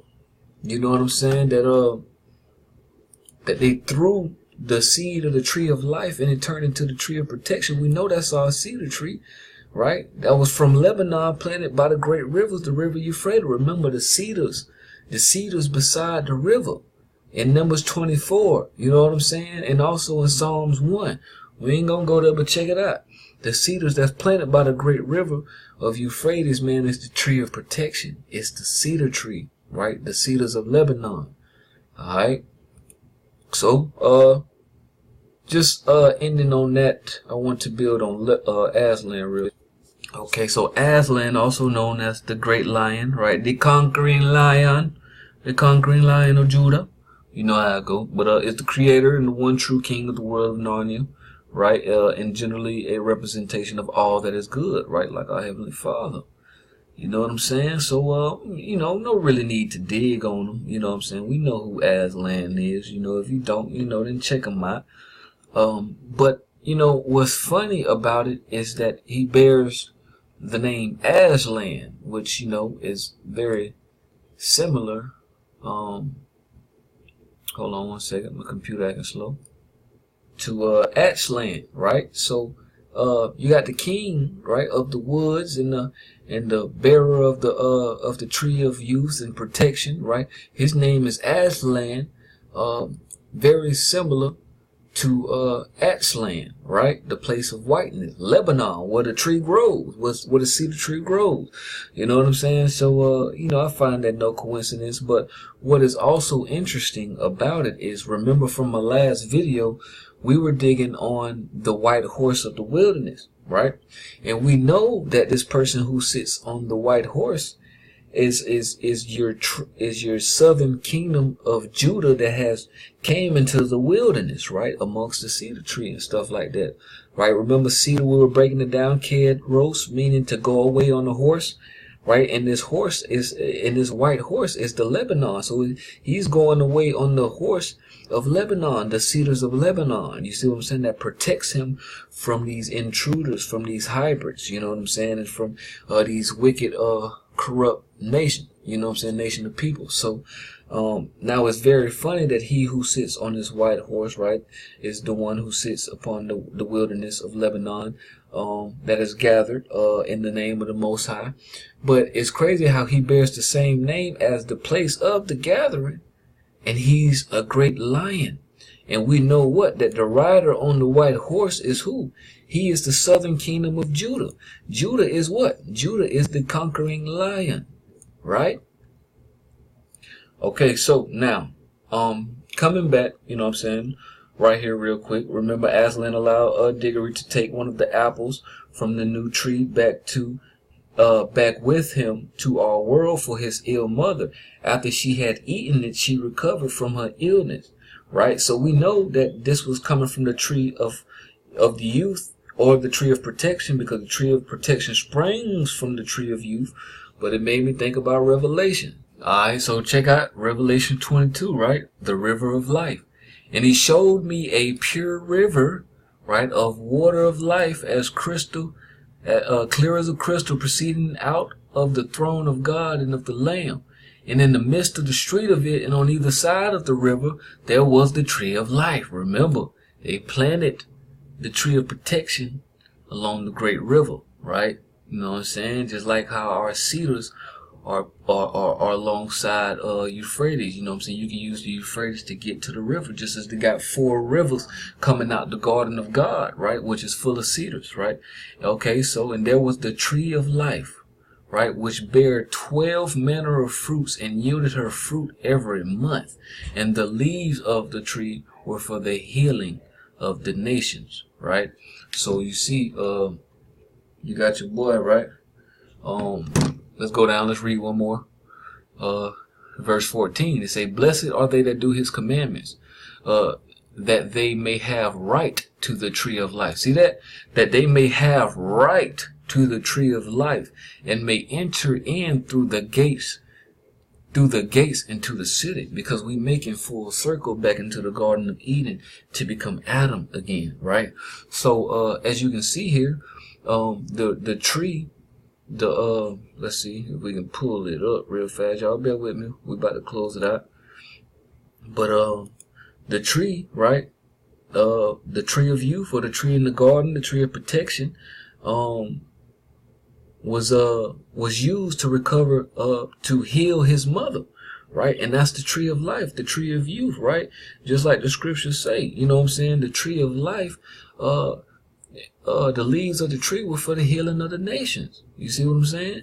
So it is a healing tree. Now we also see down here that those that keep the commandments of God have a right to the tree of life. You see what I'm saying? See, that's the drop. You feel me? Satan, being this deceiver, right? This tempter, this accuser of man, right? Used by the Most High to tempt Adam to eat the tree, because you have to be in accordance, right? You have to keep the commandments of God to have a right to the tree. The commandment was don't touch the tree. You know what I'm saying? Unless I tell you to. You know what I'm saying? The Most High was going to, in time, give him the fruit of the tree of life. But don't touch it until you know what I'm saying? Until I tell you to. So with him disobeying the commandment, being tempted by the serpent, right? Which is what caused the sin to fall upon man, right? And to be kicked out of the garden. But if he would have kept the commandment, right, and do like Diggory did, you know, him and his mother, and not listen to the serpent in the garden telling him to eat it, you know, but angrily rebuke the serpent, he would have had the right. He would have had the right to the tree of life. The Most High would have presented, hey man, you in the face of adversity, you have denied temptation. So I have given you this right to the tree of life. Now you may partake of this fruit, right? So understand that concept and apply it to your life. Okay, so you see, man, as we make full circle and we purify and we correct ourselves and we become these cedars with the law within us, and we keep those commandments, we have that right to the tree of life now. You see what I'm saying? Through listening, through obedience, we have a right to the fruit of the tree of life. Okay, but not by the hands of the serpent, but by the will of the Most High God. All praises to the Most High. So this last part right here, I wanted to dig on where it said, and he planted the core of that apple in his garden, right? And it grew into a great apple tree. Many years later, the tree was blown down in the storm, and now Professor Kirk had his wood made into a wardrobe. Alright, so now it's very funny how the wardrobe is what gave the people entrance into Narnia. You feel what I'm saying? It's what gave the four children of Adam and Eve entrance into Narnia. Now the wood is made out of the tree of protection. You feel what I'm saying? Come on, which is the cedar. So the cedar essentially gave these people entrance into the garden. You feel what I'm saying? Powerful, you know. But so, remember we were digging on the Juniperus virginiana in earlier videos, and we got, you know what I'm saying, right here, that it was often used lining for closed chests, right? Closets often referred to as cedar closets and cedar chests. You know what I'm saying? I'll dig on that real quick. A hope chest, you know, cedar chest, all that is a piece of furniture traditionally used to collect items such as clothing or household linen. Okay, by, you know what I'm saying, unmarried young women and anticipate, you know what I'm saying, you know, used for linen, used for clothing, right? Dutch cast or German shrink. These are tall, wardrobe-like chests with double doors, you know what I'm saying? And, so what's funny about that, you know, with the cedar, you know what I'm saying, and, everything, hold on one second. Okay, so what's very funny about all this is you know, when you come into Genesis chapter 2, verse 15, we see that the Garden of Eden, right? Adam, right? The man, man, he put him in the garden, right? To dress and to keep it, right? Remember we were digging on keep, right? To keep it, all right? So even when we went to Genesis chapter 3, verse 24, he said he did what? He drove out the man, and he placed at the east of the Garden of Eden cherubims, right? And a flaming sword which turned every way to keep the way of the tree of life. So we know the cherubim, right? Adam and the cherubim was to keep, right? Was to keep. We know the cherubim, they keep and they guard and they protect, right? Protection of the Garden of Eden, right? Even in the Cedar Forest, we know what? We know, actually, let's go to Humbaba. We know Humbaba was what? He was the guardian of the Cedar Forest. So we know, we see that, you know what I'm saying, these guardians of the forest were there to keep, guard, and protect, right? The Garden of Eden, these trees of life, right? Now, what's funny about that is, when you dig on wardrobe, right, which the professor made it out of the tree of protection, and it provided entrance into this paradise land, or this land of Narnia, right? It's very interesting because we know the wardrobe is a closet, right, for storing clothes. Okay, and it says right here, the earliest wardrobe was a chest, right? Remember how we were digging? You know what I'm saying? These cedar chests were traditionally used to collect items such as clothing, household linen. You see what I'm saying? And even when you go back, let's go back real fast. You see that linen for clothes, chests, clothes, chests, and closets, often referred to as cedar closets and cedar chests. All right. So now when we got this cedar wardrobe, or this wardrobe made out of wood of protection, what is very funny about it is when you go to the etymology, it says the wardrobe appeared in the English language in the early 14th century. It originated from Old French word wardrobe, garderobe, in which water meant to keep, guard, and robe meant garment. So wardrobe meant to keep and guard. This is what provided the access into this place of Narnia, and it was made out of the tree of protection. Come on, man. You can't make this stuff up, man. So we give all thanks on praise, right? Because we know this tree is it is signified and is protected and is planted, right, by the authority of this lion, right, this great lion. Okay, so, you know, just dealing with that lion, I want to close it out with 2nd Ezra, get some Bible verses up in 2nd Ezra chapter 11. You know, and he said, then I saw a dream, and behold, there came upon the sea an eagle, which had 12 feathers, wings, and 3 heads. Now, we know from, like I say, I would advise you all, you know what I'm saying, if you haven't caught that Trees of Eden video I did, please go catch it. You know what I'm saying? But just like we were reading in Ezekiel 17, you know, he said, put forth the riddle. He said, a great eagle with great wings, long-winged, full of feather, which had diverse colors, came unto Lebanon, took the highest branch of the cedar, right, and put it in the land of traffic, in a city of merchants, which we've been building on. You feel what I'm saying?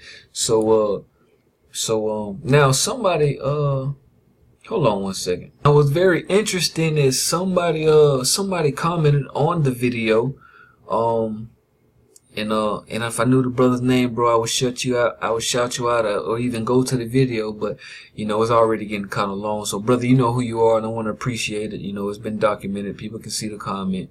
You know what I'm saying? But when you look at this verse right here, it said he cropped off the top of his young twigs and carried it into a land of traffic. This word traffic right here is Canaan, right? Humiliated. Canaan, son of Ham, the country inhabited by him. Canaan, merchant, traffic. So look at that, bam. So what he said it in the land of Canaan? You know what I mean? Very interesting. But you know what I'm saying? Like I said, we're talking about the 2 eagles, right? We're talking about this parable of the eagle who came unto Lebanon, right, and took the highest branch of the cedar and placed it in the land of traffic, in the city of merchants. Which is which we can see is talking about what? Okay, so back over here, you know what I'm saying, Ezra's gonna give you the drop on the eagle and what that eagle is, you know what I'm saying, the kingdoms and the nations and things like that. But what I want to do is I want to jump down. Excuse me, bear with me, you guys.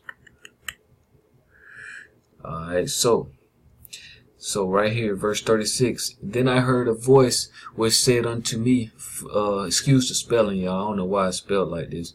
Look before thee and consider the thing that thou seest.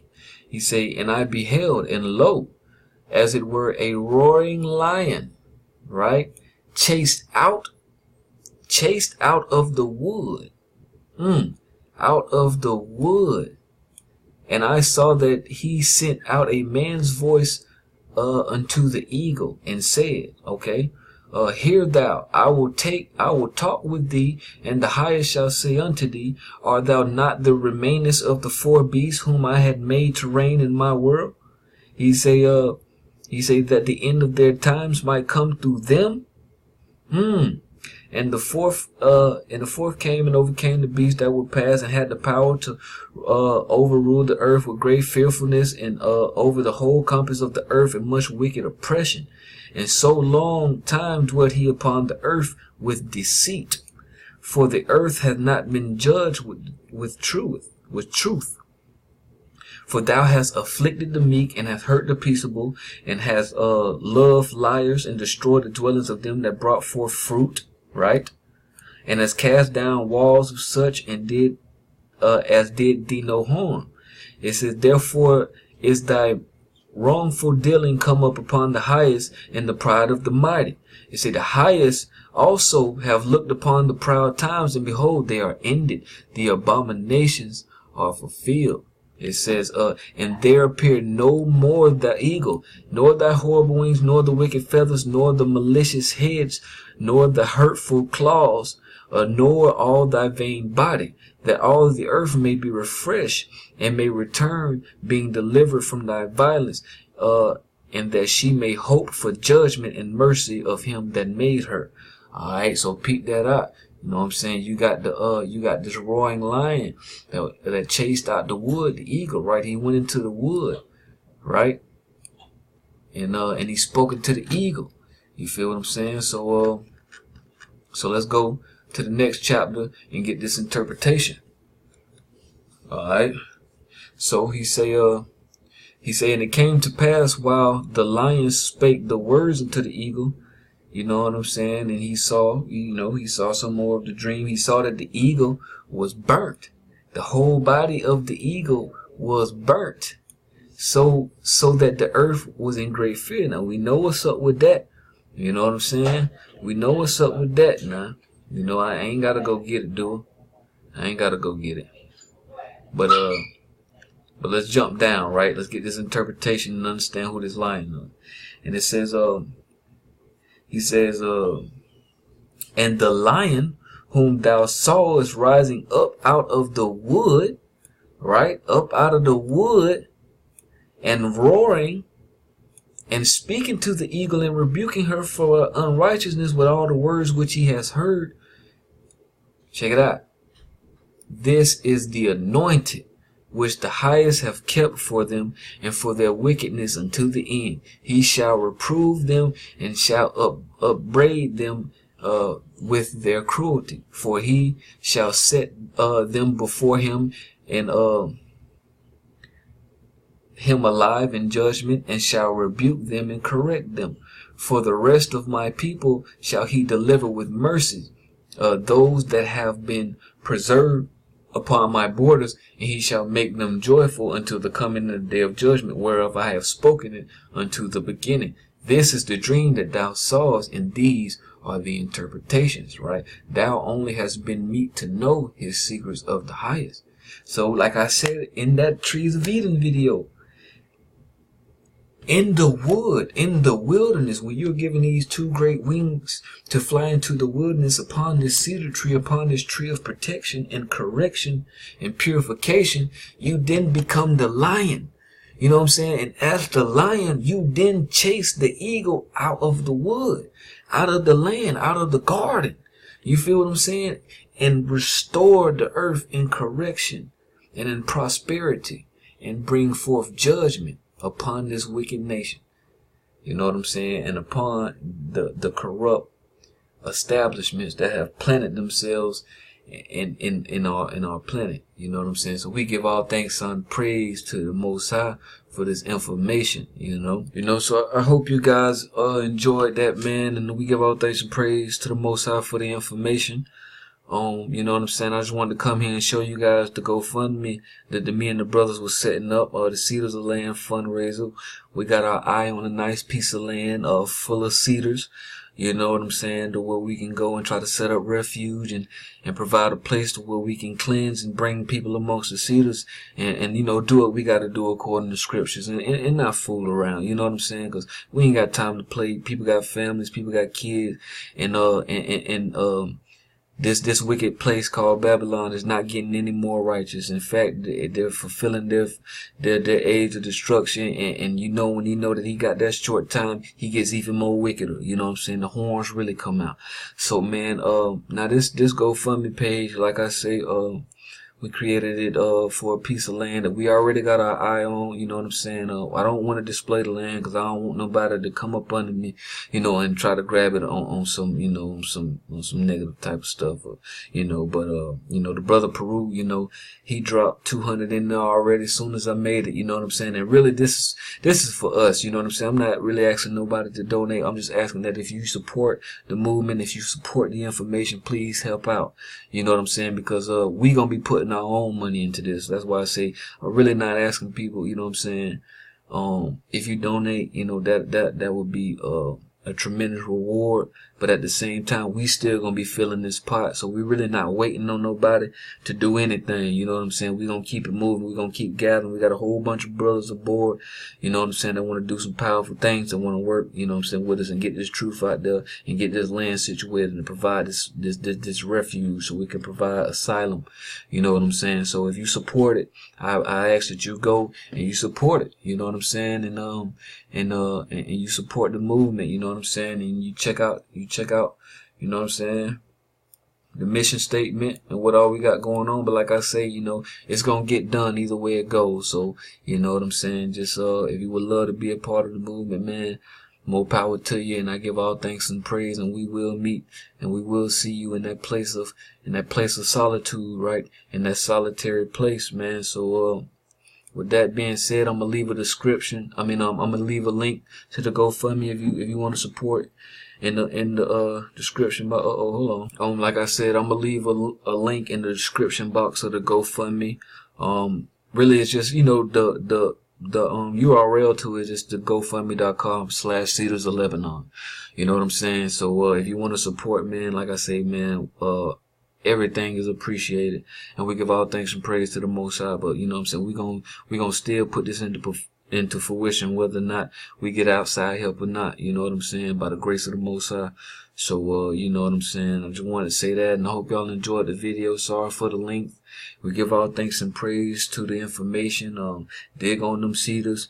You know what I'm saying? Get the drop. It's time to be purified, time to be cleansed, so that we can have the right to the tree of life. You know what I'm saying? To this tree that keeps these wicked, incorruptible people away from us, because we are learning to be what? To be incorruptible. All right, shalom, fam. Much love.